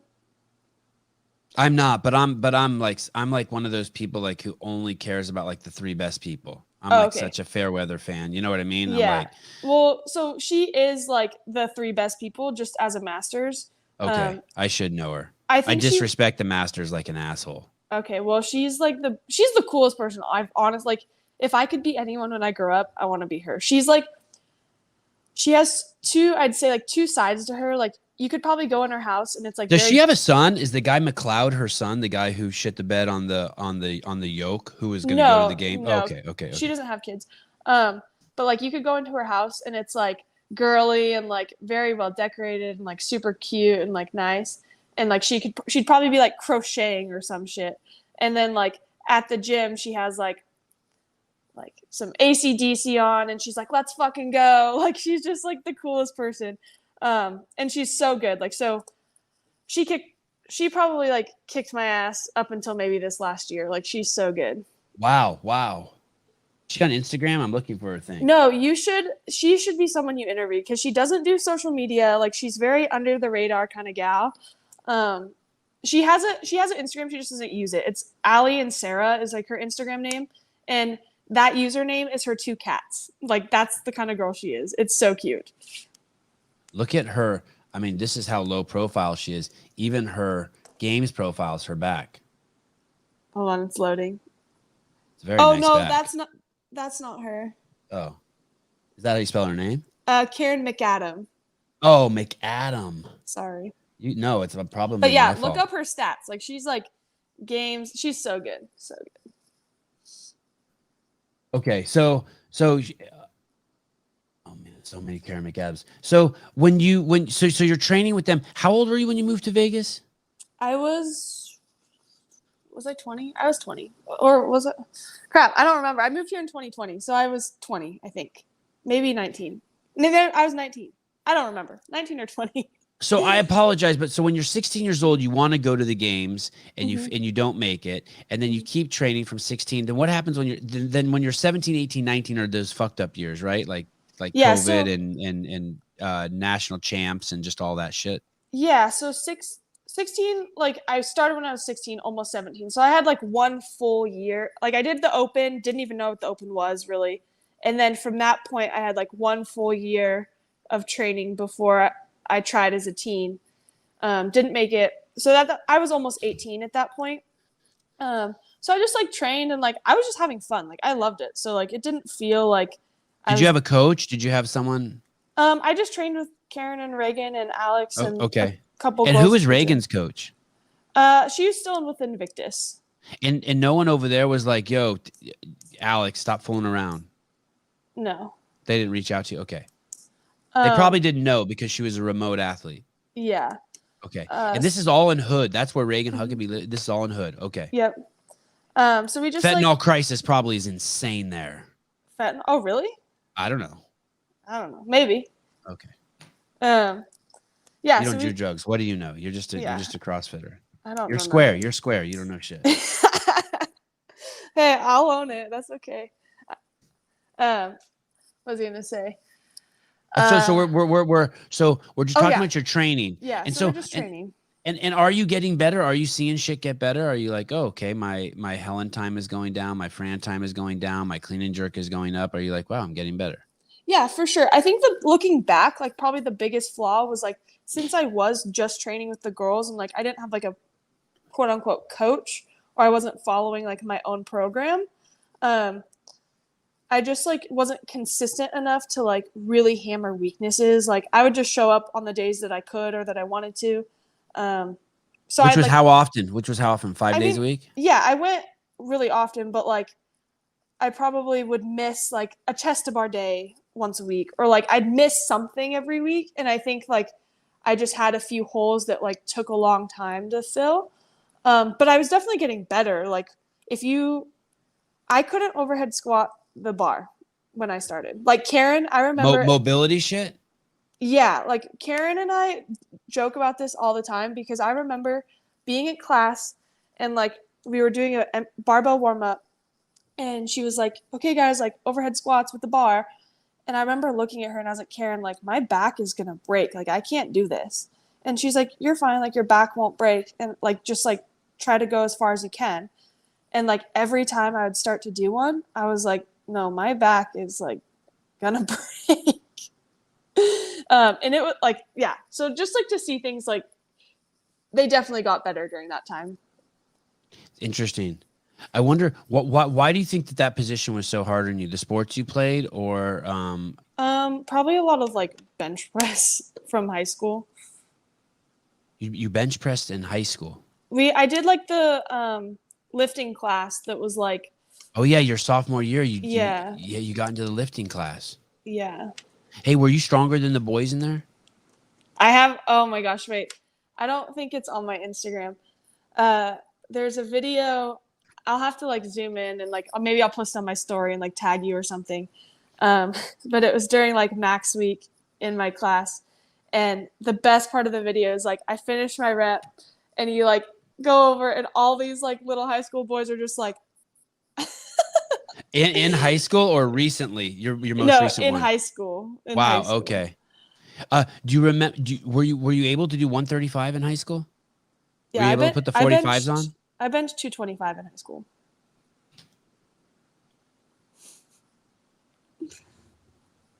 It's bizarro world.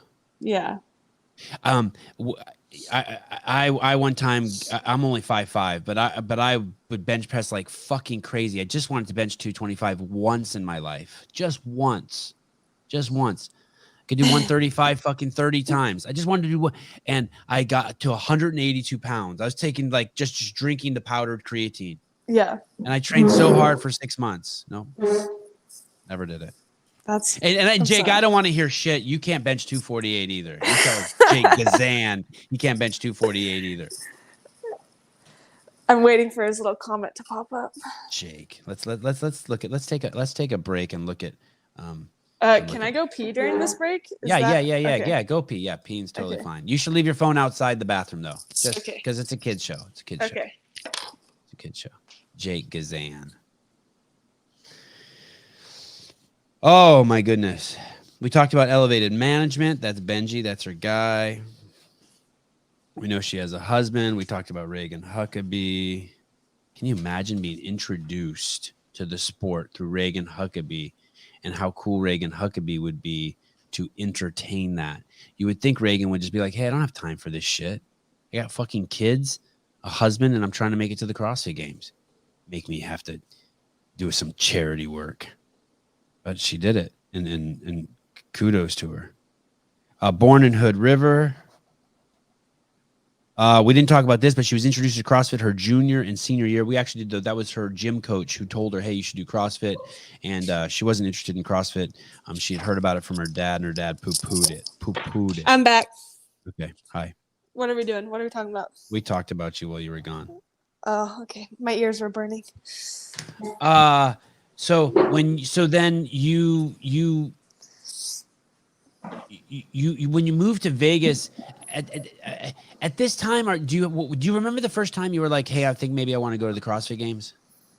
I mean, I wanted to go to the CrossFit Games since like not making it as a teenager. Like it was like, okay, I didn't make it as a teen. Like now I want to go as an adult. So yeah, I mean, it's always been there. I remember watching the documentary, and that was like what really was like, whoa, I want to do that. And did you think you could? Were you like, yeah, I believe in myself? I mean, I definitely was like, yeah, I can at some point. I didn't, like I said, I didn't put a timeline on myself. So, yeah, I always you weren't like, I'll never be able to do what those girls do. No.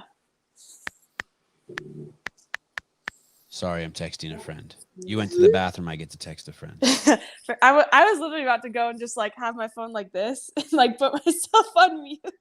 That would have been hardcore. I've done that so many times. I was on a podcast. It hasn't came out yet, but I was talking to my friend Lindsay, and I should have warned her. Like she asked me a question, and I like had it on mute, and I was like, because it's not like a live podcast where you can see my face. It was just like sound. Okay. But she could see me because like we were still like chatting, and I was like say something else because I had it on mute. I should have told her. I felt bad. Oh, so okay. Well, wow. Hey, what about being interviewed by your friends? Does that kind of suck? Is that weird? Like, No. No. When I interview my friends, there's kind of like a fakeness to it. Oh, like I have a question. So when you interview your friends, do you feel like they're being fake? Like you're like, oh, like that's BS. Like you're not actually like that. No, but there is a no, like so like I've known I recently interviewed Dave, and there's like it's real. It's as fake as I can be. It's as real as I can be, but there's a tinge of fakeness to it, especially in the beginning, like when we break in. Yeah. Because there's none of that. It's just like, I mean, we're just like, I could go, I mean, I don't do this, but I could just go to his house and go in his fridge and like get a sparkling water out and just leave. Like it doesn't matter. It doesn't matter. Like we don't have any formality, right? Mm-hmm. Just like me and you're just stuffing your face on my podcast. Like we've broken. I woke up at 7:30 and I was like, I got 30 minutes. I was like, fuck. Well, yeah, I was like, I got to go to the bathroom before we talk. I got to make food. I like tried to eat before we talked, but I ran out of time, so my food's just been sitting here. She's a games athlete. This is the ditzy side that Matt was talking about. Matt who? Matt, he called me ditzy on your podcast. Oh yeah, shit, that was hardcore. That made me feel uncomfortable too. I didn't like that. I was like, okay, Matt, thanks. Yeah, do you have to whoop his ass for that? No. Hey, I didn't. Do you want to tell you something? Do you want me to give you some harsh criticism? Yeah, do it. I don't like this. And maybe I'm just sensitive to this because I'm a parent. But there's something you say in one of these posts about your parents.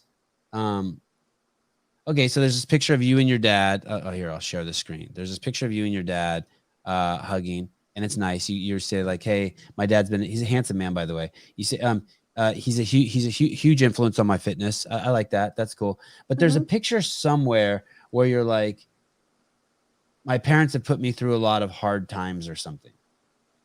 Oh, I'm sure I've said that. Maybe I shouldn't, but yeah. I'm sure. And I just feel for them. Like at least in this show, it's in context, right? In this show, it's you get to say, and I'm just being sensitive because I'm a parent. Yeah, no, I get it. It would fucking break my heart. I think like parents as much as you want your parents to be your hero, your parents also, you want your parents to be your hero, but your parents also, your parents kind of need affirmation from you, like, especially now that you're 20. Yeah, 100%. And I feel like Like you're their product. And I'm not saying you let your parents off the hook or something. I'm just telling you like how it is as a parent. You're hoping at the end of the day, your parents will be like, okay, you pass. As you Yeah. go to heaven, here's your report card. You pass as a parent. No, I think that's like totally valid. And like, I try to be really sensitive if I am talking about like the stuff that I've gone through, because at the end of the day, like, I don't want to disregard what I've been through just out of fear of hurting their feelings, because like, that's not fair to me, right? Like, it's not fair for me to have to bottle it up so they're not embarrassed. Right. I agree. But And by the way, you'll never be a powerful human being if you do that. You are on your course of freedom, man. yeah, You should pursue that. but I also think like, and I try to like make it You very have it. You have it. You can Yeah. be a superstar without ever winning the games. You have it. You are so Thank you. special, Alex Gazan. Yeah. Thank you are so you. special. Yeah. But like, Okay, I try to sorry. like make sure it's clear that like, I love the crap out of my parents. If I didn't love them, I wouldn't talk about this stuff. Like, I probably would have wrote them off years ago. Like, I would have been like, just stay out of my life. But because I do love them so much, and like I love BSing with my mom or my dad. Like, I would still sleep in my mom's bed if I wasn't married, if I'm being honest with you. I slept in her bed until I left the house. Like, I'm really close with my parents. Like, they're the first people I call if I have exciting news. Like, I sent my dad the link to your podcast this morning. Like, they made stupid mistakes, but like at their core, they're both like, I love them so much. And like, they had you so young. Yeah. Yeah. So I don't know. I definitely don't want to like do them wrong. I guess I just struggle with the balance of like, how do I share my story and my feelings without making them feel terrible? Because I don't want them to have to relive their mistakes, but also like, I need to process those feelings. So I don't know. It's like a hard balance. And it makes you who you are. Yeah. It's like, it is interesting to hear you talk about food. I cannot relate at all. I have a horrible relationship with food. I used to have a really bad relationship with food. And now you're like, yeah, I can just eat whatever I want. And really the problem is I just don't eat enough. And I'm like, what the fuck? Like I had Hunter McIntyre on yesterday, and he has a gallon of guava nectar juice and he's just drinking it. And if I did that, you would watch me just get put on 30 pounds just right in front of you. Well, to be fair, Hunter and I are training like multiple hours a day. Yeah. So like, you kind of have to. Yeah. Right. Of course. Yeah. It's just, do you really have to consciously, like you say, have to just eat as much as you can? No. You have ice cream every night? No, like I enjoy food and like I'm hungry, so like it's not hard for me. Like some people I feel like don't have good appetite, so like yeah, I'm just not hungry, like I don't want to eat it. I like food. I'd love to have that. God, please God. No, I like food. Like if it's in front of me, I usually eat it, even if it's like not that great. I'm like, okay, like yeah, I'm gonna eat this. So it's not hard for me. I think the only time like I ever struggle maybe is when I revert back to like the mentality of like, oh, I want to be lean and I want to be like I just want to look good, but like CrossFit's all about performance, so you gotta remember that. Man, you look so lean to me. What was when you said you used to have a bad relationship with food? What did that look like? Oh my gosh. So I did like. Did you ever throw up or any of that stuff? No. Thankfully. So I did like the paleo thing for a while, and like at that time my relationship with food was really good, but it wasn't really healthy because. What's the paleo thing? That's where you only eat shit like dinosaurs eat? Yeah. Like cavemen eat? Okay. But it wasn't healthy because if it was like chips made in coconut oil, like I would eat the whole bag because it was like, oh, it's paleo, like I can eat it. Or like pancakes with almond flour and maple syrup, like that's paleo. So like I just ate a lot of probably calories, and like I wasn't big by any means, but I just ate a lot. And then at somewhere down the line, I like heard like the low fat, high carb thing for CrossFitters, but I didn't know any better. So like I just pretty much eliminated all fats. Like I'd have a fourth of an avocado maybe with like egg whites, veggies, not cooked in oil, like just like a little spray,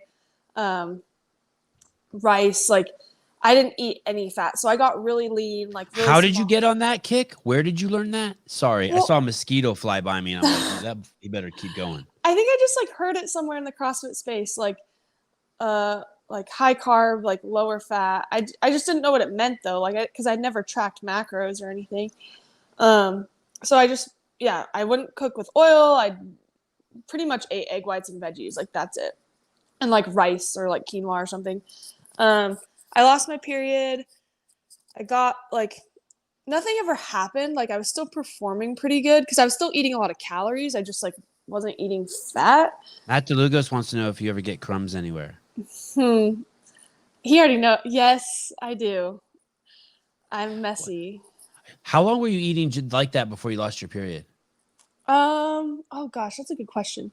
Probably, probably like 3 months, 4 months. Is the conventional wisdom that not eating enough fat causes you to lose your period? Is that like, could I just like look that up on the internet? Yeah, a lot of things can, like not eating enough, high stress, like not eating enough fat if your hormones are off.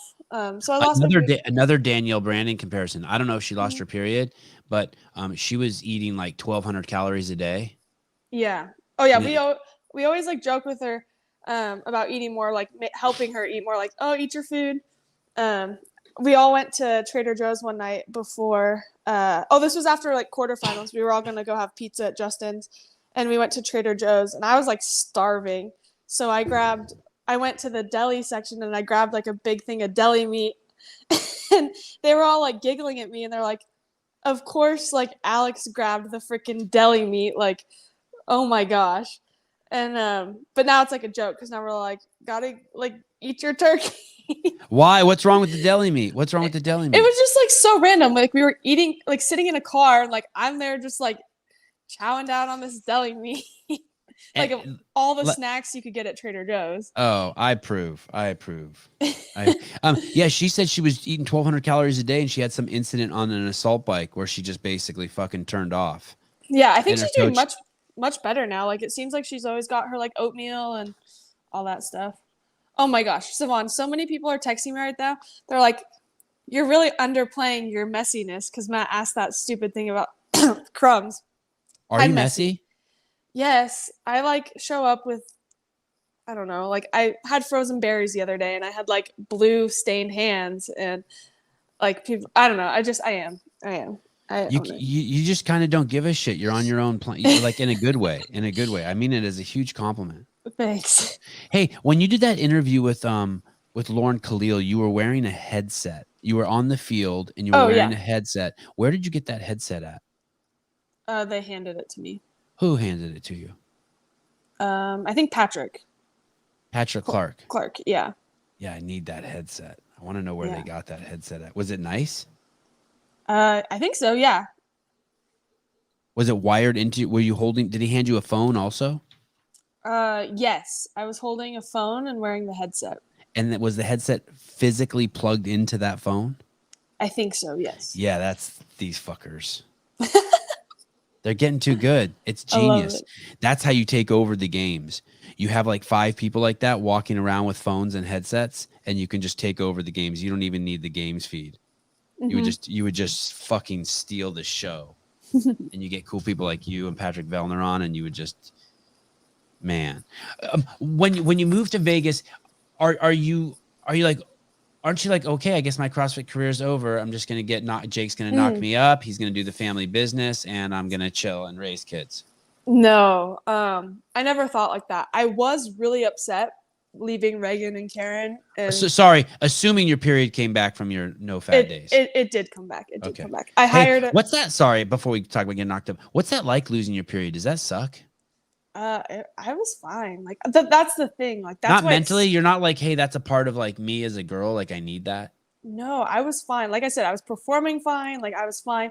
I just knew that like the road I was heading down and like the amount of time I spent thinking of food was not healthy, and like I didn't want to like screw myself over. Like I didn't want to like be 20 or be 25 and have to eat like 1,200 calories because if I ate anything else, then I'd like gain 20 pounds. You know what I mean? Who unfucked you? Who was like, who did you say, oh my God, I'm on this diet with no fat and I don't have my period anymore and I'm saving $18 a month on tampons. This is so cool. And someone's like, girl.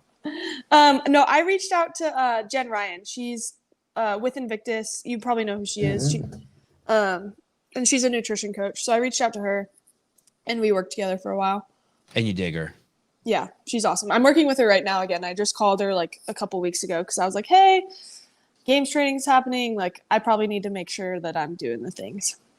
I'm trying to see if I can see a picture of her to see if I'm so bad with names. Oh yeah, she looks very familiar. Okay, so it just comes back. She gets you on the right. As soon as you start eating the right shit, your hormones get kicked back into place and your period comes back. Yeah, it took a while. It took a few months, but it came back. And when was this? It was just right before COVID. Okay.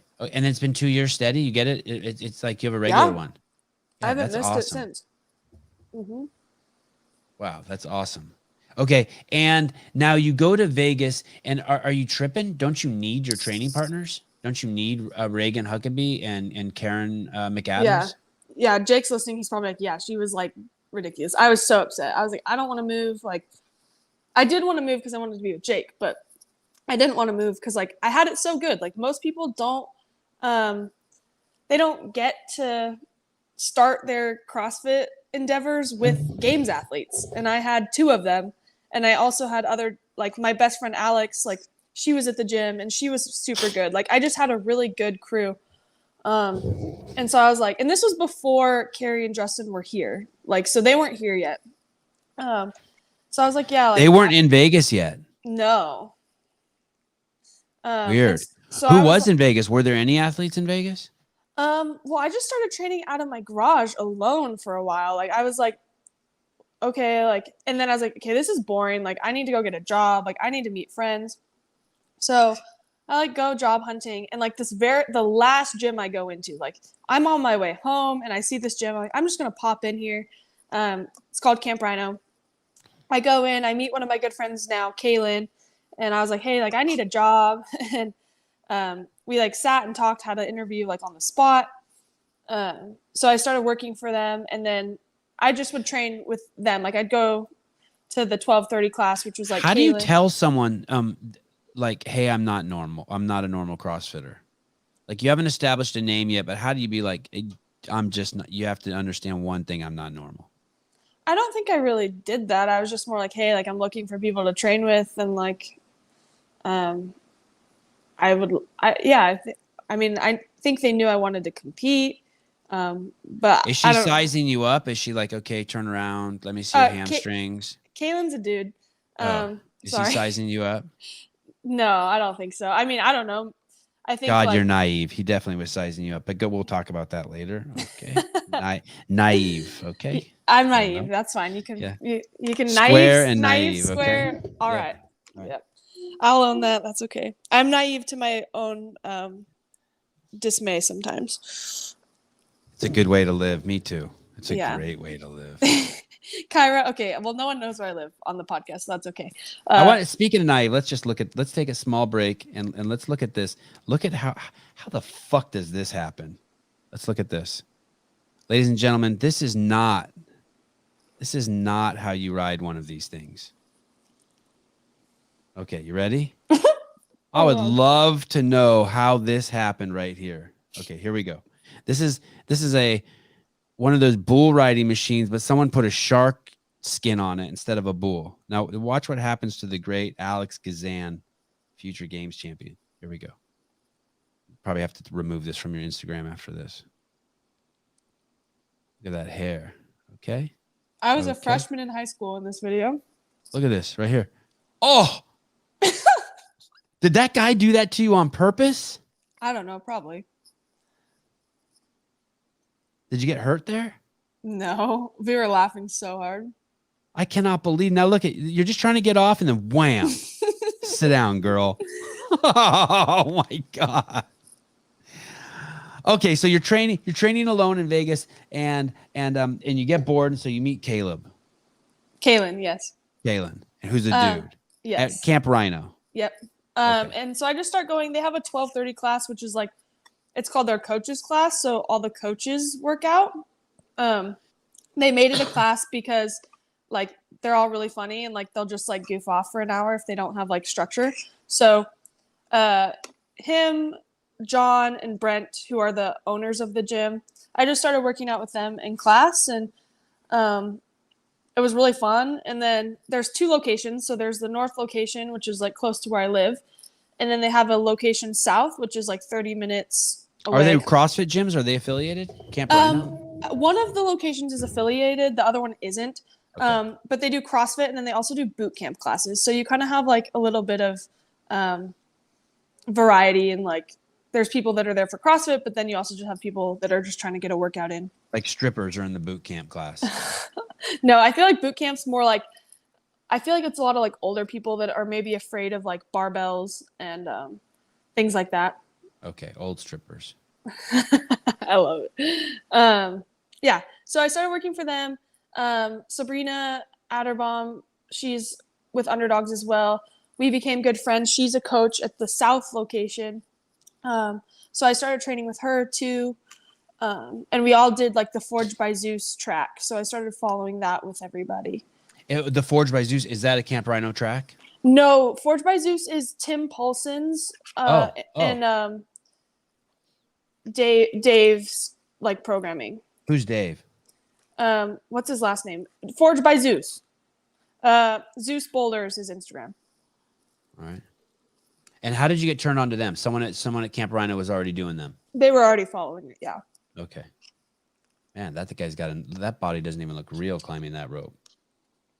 Okay, so you do this program with them, and are you the best girl in the group? Are you the best person in the group? Are you better than all the dudes and girls? And you're like, all right, I'm all ready to graduate from these peasants. I didn't. Let's be honest, no one's listening. Everybody's listening.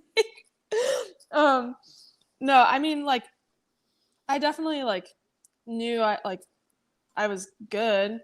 It was Brent actually, so one of the guys at the gym that was like, "Hey, you're too good for us." Like at this time, Carrie was there, and he knew when you put up 225. He's like, "This girl's got to go." Yeah, he was like, "You're too good for us. Like you should go work out with Carrie." And I was like, I'm not gonna. Oh, so everyone knew she had moved to Vegas. Had you known that she had moved to Vegas at that point? Were there like rumblings in the community? Carrie Pierce. Yeah. And where was she? CrossFit Culmination. Tell me about that. How you first hear about that Carrie Pierce showed up to town. Carrie Pierce, best American CrossFitter who ever lived. Fair? Yeah, very fair. Okay. I don't remember the first time I heard. Besides Rich Froning, I mean, as a female. Yeah, I don't remember the first time I heard. I think it just was like, kind of like, started becoming news or like people knew about it. I think Karen actually probably told me, honestly. She was like, guess who's moving to Vegas? Because Karen's not on social media, but she's like super into like your podcast, Hill or Fit. Like she loves the like. Karen McAdams. Yeah, she loves all like the info and like not the drama, but like I guess the drama. The drama. Let's okay. Yeah. Karen McAdams. I'm putting a star by her name. Good lady. Yeah, no, she's a very good lady. So even though she's up in Hood, she calls you or texts you and is like, "Yo, Carrie Pierce just moved to your fucking neck of the woods." Yeah, like and I think she told me too. She's like, "You should go train with her." I was like, yeah, like, I'm not going to just show up and be like, "Hey, I'm Alex. Like, let me train with you." Like, that's just, I don't know. That's not how I go about things. I don't think Bethany and Danielle were there quite yet. Anyway, long story short, Brent, my friend, he was kind of talking to this girl named Mel, who's one of my friends. Does Jake ever get jealous? We've navigated that. Like, I think we'll come back to that. We'll come back to that. I'll soften you up on that. I can elaborate. Like, okay, please. Do you want to go now or come back to it? Yeah. I think like there's like this, I don't know. It's kind of hard. Like there's this balance, right, of like trust where it's like I never want him to even have to feel jealous just because he trusts me so much. But at the end of the day, like if you're hanging out with guys 24/7, like I understand. Like I understand it's hard to not, especially because like the way we met, we fell in love doing CrossFit. Like we bonded over CrossFit. And so I think part of like, there was a time where he was like hurt. He wasn't able to work out very much. I'm out here like working out with all these guys, and like that was a little bit of a struggle because we didn't have that thing that we bonded over originally. And like, it was just hard. I don't even know how to word it right. Like there was You're so young and you're in a very virile, is that a word? I don't know. Virile environment. Yeah, like virile. I think there was that. Yeah, there was that insecurity, and like we had to work through it and figure out like how to navigate it. And I'm sure like it could still come up, but I feel like now like we're just in such a good spot. There's this like quote or thing that I saw that was like, you know how like people always say like the grass is greener on the other side. yeah. But like the grass is green where you water it, and like I feel like we've done a really good job of just making sure like our relationship, just like at point blank, like him and I, is really good. So that way when you are apart for like weeks at a time, like I'm not filling those. If there's empty holes in your relationship, like you usually look to fill those elsewhere. But like if you can make sure that's filled, like I'm not out looking for attention from guys, because like I get that from Jake, and I'm not looking for like guys. Do you have a wall up to that energy? Do I what? Do you have a wall up to that energy? Oh, like do I just like not accept like flirting or whatever? Yeah, like I spent a shitload of time around Rich Froning. There's no open energy for women to come into it. Yeah. He's just like the same dude to everyone. Yeah. And I knew him when he was young, and I was like, wow, this is really fucking impressive. Like he just has like and I remember there being a point in my life where I wouldn't say just a wall. Maybe it is a wall, just like where it's like, hey, I'm no longer, I avoid those situations. I have a wall up to it, but I didn't for the longest time, even when I had a girlfriend. Yeah, that's a good question.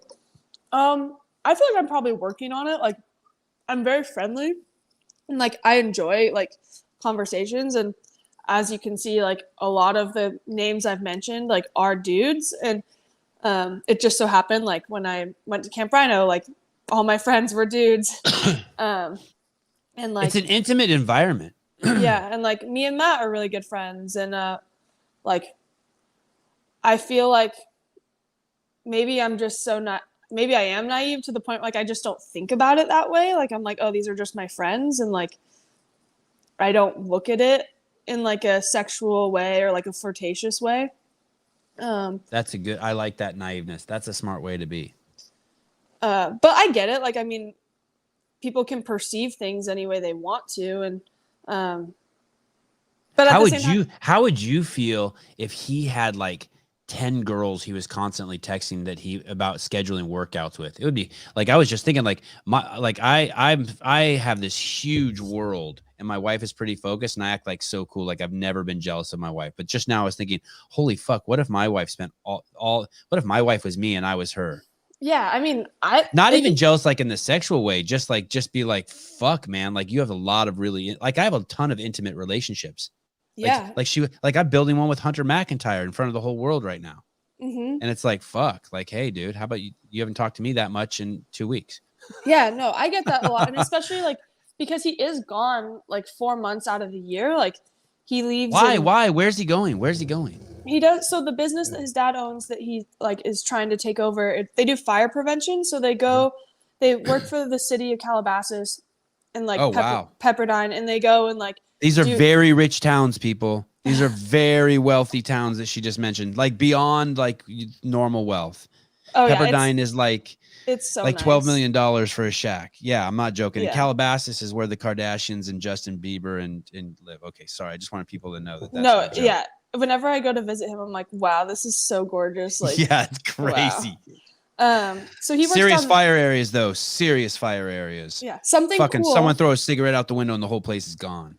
Something cool. There was a big fire a couple years ago, and the whole area that they did was like protected. Like the fire went like around it. Oh, that's awesome. Which was really cool. So he's gone for 4 months, and like, I feel straight in a 4-month chunk. Yeah, I mean, like we'll see each other. Like I'll try to go up there every few weeks, or he'll come and visit me. But it's like weeks where we're not like seeing each other. So like I can totally I can totally understand. And like, I would be a hot mess. Like, I would be like, Yeah. he's with all these girls. I'm out here working. Like, and his job's not fun. Like, he's like in the trenches, like in the hot sun, like sweating his ass off, like cutting weeds all day. Like, that's not fun. Right. And like, I'm out here. Yeah. Unless he's doing it with girls in bikinis. Yeah, babe, maybe you should look into that. If you're listening. Change the attire for the staff. Oh, but the staff's all dudes. I bet you they're real lookers too. Oh yeah. Yeah, and like I'm here, like, yeah, CrossFit's hard, but like I'm having fun. Like I'm going to the gym and like hanging out with people, and like, yeah, there's a lot of dudes around. So I totally like I understand where like maybe insecurity or jealousy could stem from. But like I said, like my goal is just to like make him feel so secure in our relationship that he doesn't have to think about that. So I don't know. I'd rather not waste energy like, oh, I can't talk to this guy because it's going to look like this. And yeah, people are going to think this. Cause like, who cares? Like people are going to think what they want to think. Like, I agree. I don't know. I agree. So, but it is real. The situation is real. You're in an environment where it's just these fucking humans pushing their expression of their DNA to the fucking greatest expression on the planet. And you're all young, and young people, that's what they do. They mate. Well, that's what people do. They mate. And so yeah, no, like, yeah, of course, like at competitions at gyms, like you're going to see cute, like hot people. And I'm sure like in Calabasas, like Jake's going to see like a girl walking by. That's, he sees so many hot girls. Calabasas is nuts. But like, it's about having that respect for each other. Like, okay, like, yeah, I acknowledge that person is really hot or whatever, but like, that's it. Like, you don't sit there and like, oh, like, you don't start thinking about them, and you don't start like, you don't let yourself indulge. Do that. Yeah. Yeah, it's good. You have a good head on your shoulders. This book I'm reading, Championship Mindset by Bob Rotella. He says that there's these three things that really successful people all have in common. They are concerned. They take care of their health. The family is a priority to them. And then the third thing is whatever their practice is, right? So for you, it would be your health, making sure you're eating right, sleeping well, and yours kind of like crosses over. And then because of your practice, that's important for your practice, which is being an athlete. And then the other thing is your family, and your family is your mom, your dad, your brother, and Jake. Yeah. Oh, and all your hot aunties. Oh yeah, all my hot aunties.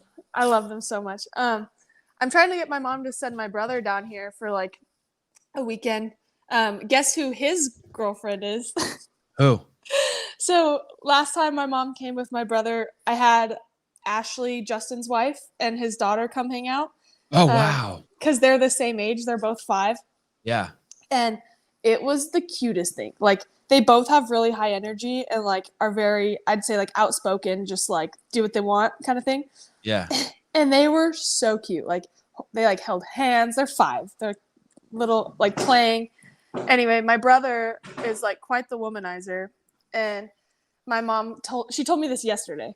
She was like, because I was like, hey, like you should bring London down. Ashley and Justin are going to come stay with me for a little bit until they move into their new house.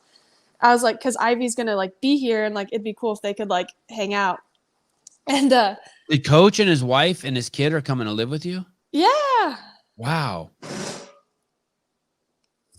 But she was like, oh yeah, like London was talking to his friend the other day, and he was like, yeah, my girlfriend, she lives in Las Vegas. Wow. With my sister. Wow. When you would take your brother with your mom not around for several days? Oh, I would love to. I mean, like, have you ever done that? I've watched him for like a couple of nights before, but I've never had him. I've never had him here in Vegas alone. I don't know. Like, that might be a lot for him. I don't know. Yeah, that's cool, and that might be a lot for you. I don't know. I love him and I miss him a lot, so I'd put up with it. Damn, you're a good sister. Thanks. So you find out about Carrie Pierce through McAdams, the great McAdams. And how do you finally just be like, okay, I'm going to go over there and train with her? So Brent, he was talking. Brent is not Benji. Who's Brent? No, Brent is one of my friends at the gym. So Okay. another. Okay. Oh, the one who told you, hey, you're too good for us. Yeah. Okay. He was like, one day he was like, I have an in for you, and I was like, oh my gosh, like, what do you mean? And he was like, well. Oh, he's so proud. I could hear the way he said it. He's so proud. I like it. Yeah. He was talking with this girl Mel, who's now one of my friends. She works out at Culmination. But Mel knew Carrie, and like they had been working out together a little bit. And so he was like, hey, I know this girl Mel who's friends with Carrie. Like, you should just talk to Mel and see if you guys can like go work out. And I was like, okay, like I'm a little more comfortable like reaching out to Mel. Like I'm not as scared. Had you met Mel before? No. Okay. But I was like, but if she knows Brent, like I really like Brent's a good dude. So if like Brent talks to someone or likes someone, like they're probably a good person too. Yeah. So I just reached out to Mel and I was like, hey, like my friend Brent like gave me your number, and I'm just kind of looking to like maybe switch up my training environment. Like, I don't really give a shit about you. Can you get me with Carrie? No, I did not say that. A little more tact. A little more tact. Yeah. Because Mel's great. Mel was awesome. What's Mel's last name? I don't know. Okay. Is she old school? Has she been around forever? She's, how old is she? I think she's, I don't know. Her and DB are good friends. Oh, then it must not be the same Mel I'm thinking of. Okay. I was thinking of this Mel. Okay. Okay. Go on. Yeah. So I like essentially just planned a day to like go and show up, and I showed up, and Carrie do you think they warned Carrie? Were they like, hey, Carrie, some strange girls coming to work out with us today? I don't know. Maybe. Okay. But like I introduced myself, and like Carrie was so nice. Like I didn't expect her to be mean, but like I didn't expect her to be like as nice as she was. Cause like people can be nice, but she was like actually like asking me questions. Like you could tell she was genuinely present in like your conversation. And yeah, so I worked out with her, and then she was like, yeah, just like come anytime. And so I started kind of dropping in sporadically. And this is at CrossFit Culmination. Mm-hmm. And when she said, did you get her phone number that first time? I think so. I can't remember. Like it was within a couple times that I got her number. The second time you go, does someone tell you, hey, we're going to work out, or do you just go in there hoping to see her again? No, I definitely like just would text her like, hey, are you working out today? Or like, hey, can I work out with you? Like that kind of thing. So hopefully I wasn't annoying, because like I've had people do that with me, and I'm like, Okay, explain that. So what is it about some people you don't want to be like that you don't want to be bugged about? It's not that you don't want to be bugged, but like I mean, if some people are like far below your skill level, like you don't mind if they're working out with you, but you don't want to feel like you're like, oh, now we're going to do this. This is how you do it. You don't want to have to like coach while you're working out. Does that make sense? Right. You're training. Like, yeah. And I didn't want her to feel like that way about me at all. So like, I was like kind of nervous, like to ask her or like be annoying. But I mean, I just figured like if she didn't want me to, she could just not respond. Yeah. Is that kind of the way to do it? What do you mean? Like if you text someone and they don't respond, like is that like just don't respond to them? No, I mean, I've never like ignored someone, but I was like, I don't know, like I just expect people to be honest, I guess. So if she didn't want to work out, then I don't know. Man, this same friend keeps calling me over and over. Dude, I think you just answer it. I don't know. Maybe no, I can't. I am on a podcast. It won't be. It's Tom Cruise, and everyone will lose their mind if they find out I'm friends with him. Okay, I'm gonna unplug headphones and plug my phone in so it doesn't die. Okay. Can you still hear me? Husband's out of town a couple months a year because he works in Calabasas. Okay, check. Got that. Yeah, I can hear you. Okay. No, wait. We talked about so a lot of athletes are afraid to be interviewed like during the competition. Uh-huh. Maybe afraid's not the word, but like Jason Hopper has rules. Matt Fraser won't let him do it. But like you did it, I think. And I think we wanted to interview Emma Lawson, and her agent reached out to me and said, stand down. And but like you did it, and Kotler was encouraging of it. Patrick Vellner is just a beast. Rich does it. Do you have, what's your deal with that? Do you like it? Yeah, I mean, I don't know. I feel indifferent. Like I think too, like, it kind of feels like a little bit of like, I don't know, it's like exciting attention, right? Like you're like, wow, I did really good, and now all these people want to talk to me. But maybe it's a distraction during the competition. I think Vellner uses it in a good way. You know, like in between day 1 and 2 at Wadapalooza, he's just sitting at a restaurant eating, talking to us. But I feel like he uses it for like meditation or therapy. Yeah, I don't think it's like, it doesn't have to be distraction. Like, it's kind of a good way to reflect, like, because people ask you questions, right? They'll ask you like deep questions that you have to think about, or like insightful questions, and so it's like a way of maybe processing the information. Yeah. So you think you'll keep doing that? Yeah, I don't see why not. As long as it's like not like annoying, like time wise. Like if I need to go like eat or something, or like chill. Right. But pee, you'll take the interviewer in the room. Chill or eat, you need your own time peeing. You will take the interview in the room. Yep, that's me. You're a good dude. You're a good dude. Earlier in the podcast, I said Jake is crazy proud of you. I don't remember where he contacted me, but he basically, I don't know if it was through DMs or I guess it would have had to have been through DMs, but he basically said, "Yo, that's my wife, Alex Gazan." You know, like he was like in a sweet way, like it was really cool. Like I guess I had said something about you somewhere. I posted something about you. And yeah, I thought it was really cool. It reminded me of like how I feel about my kids. Yeah, that's my kids. Oh, I love that. Your dad was a gym rat. We talked about that. Your husband's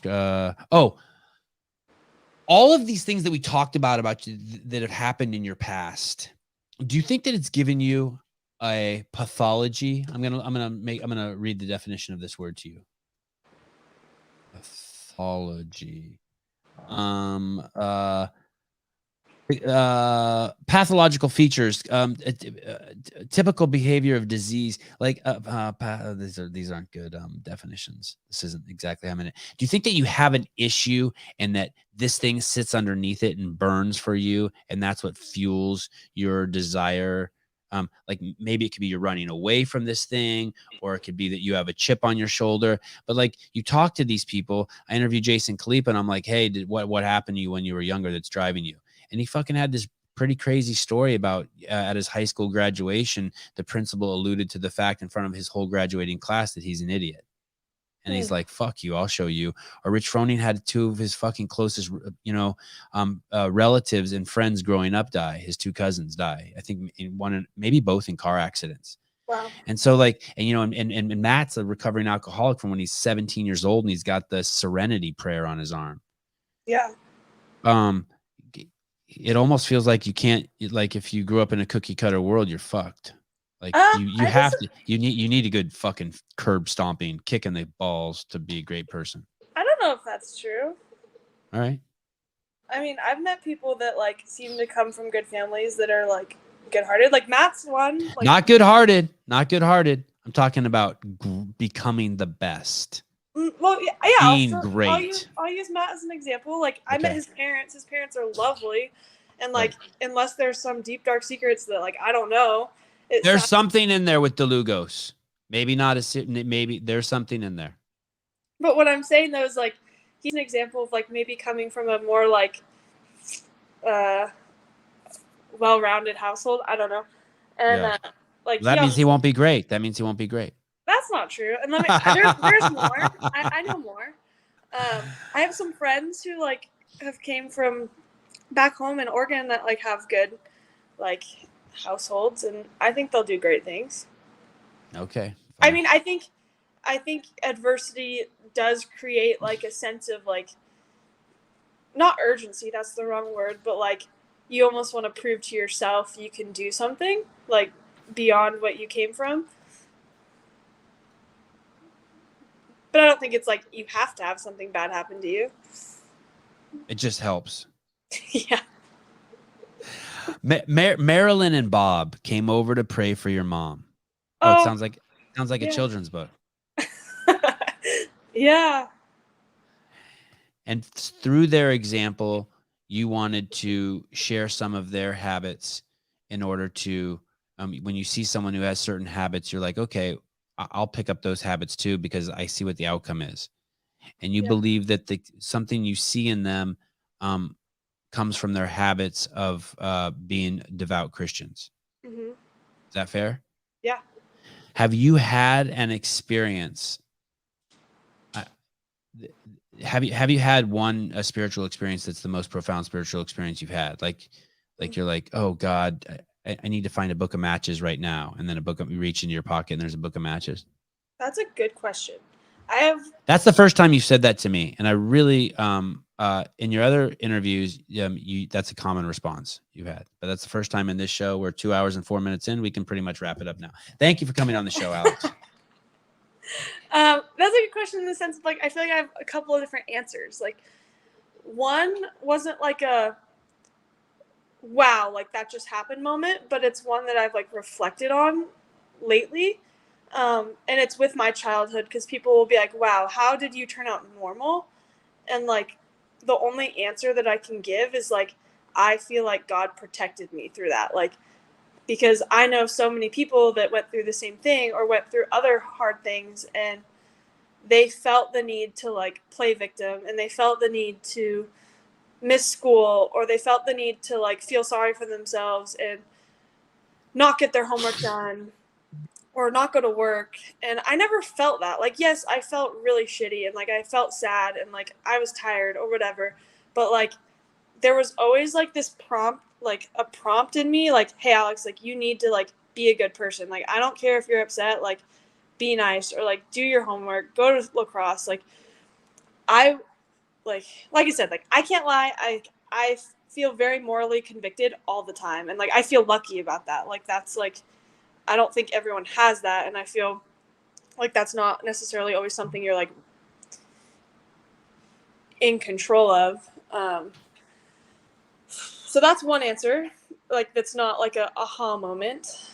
And then like of course like little things, like just the way stars align, like the fact that my school teacher gave me that phone number on that day. Like what if I didn't go to school that day? You would have never met Jake either. Yeah, and that's another thing. Like I met Jake through CrossFit. Like my whole life has kind of changed from that moment. And then like at the same, I met Marilyn and Bob at that same time that I started CrossFit. Like all of these things happened at that time.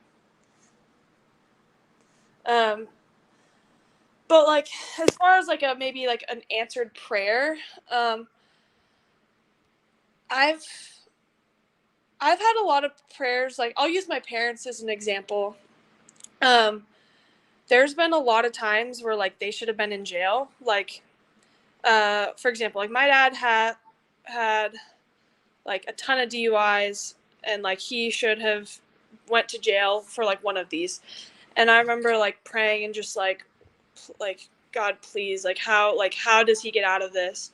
And like a couple days later, like his lawyer found some sort of like loophole, and like the charges for that particular DUI were just like dropped. And it was like, whoa, like that's crazy. I mean, there's been like lots of little things like that. Like I feel like I've had many prayers answered. Maybe not right away, but like looking back, like definitely. There's this cartoon. I was just looking for it. I can't find it. And it's a guy saying, it's a guy walking in the sand. I'm not going to do it justice. I apologize. It's a guy walking in the sand. Mm-hmm. And there's only one set of footprints. Mm-hmm. And he says something like, God, I wish you were with me. Mm-hmm. And then in the next picture, you basically see that it's like, it's not his footprints in the sand. It's God carrying him, or Jesus carrying him. I love that. Yeah. And like the first one, you're like, yeah, where's the second set of footprints for the help? Yeah. It's a really cool, powerful, it's a really cool, powerful image. There was this thing that Greg used to say. I wish I could remember exactly how he said it, but he used to say, if you start doing CrossFit, you're either going to switch jobs or you're going to get a raise at your job. And if you start CrossFit, you're either your relationship's going to get better or you're going to get out of it. And there was a third thing he would say. But there is something with this group of people.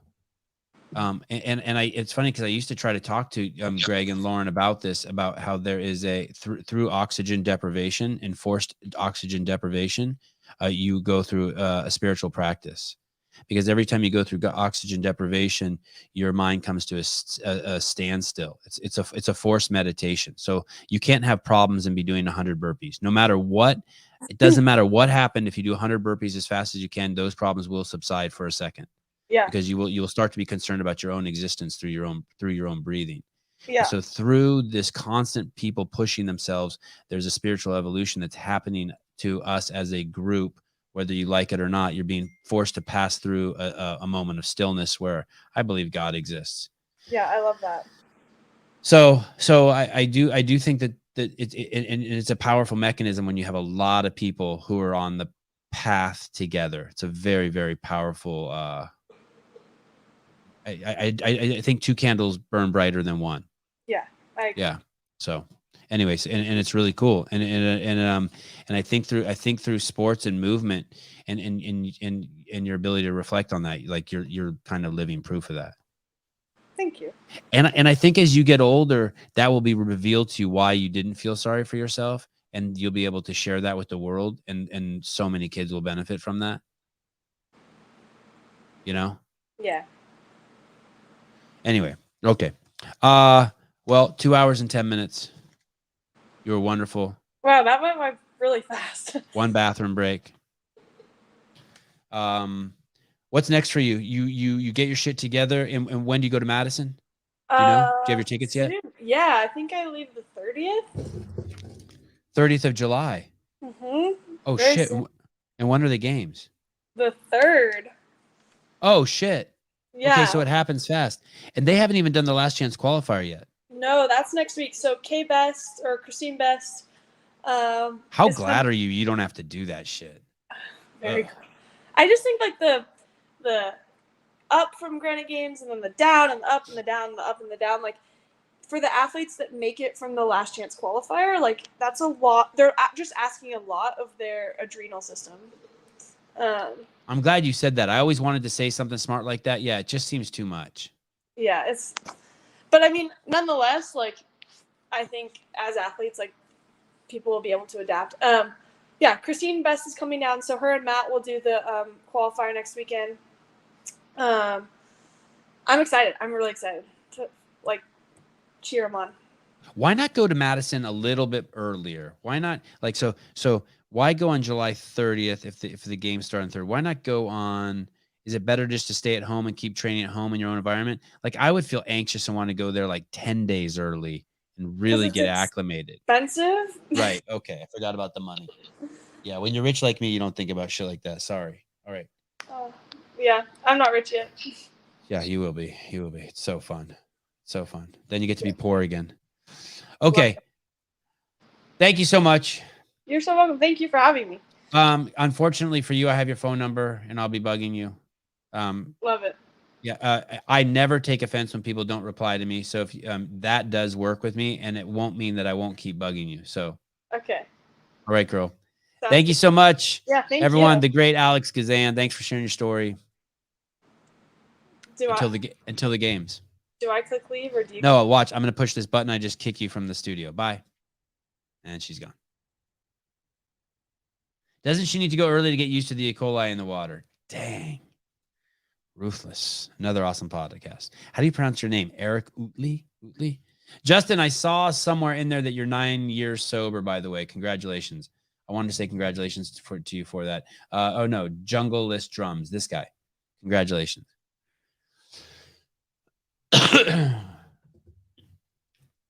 What do you guys think? Good show, huh? Hey, tomorrow I have Dale Saran on. This one, that's going to be just an incredible podcast. I'm telling you, I had him on the CrossFit podcast. It's a blast. He may be one of the smartest human beings I have ever met. He got some Ashkenazi Jew in him. He was general counsel for CrossFit. If you don't know what that is, look up the word general counsel.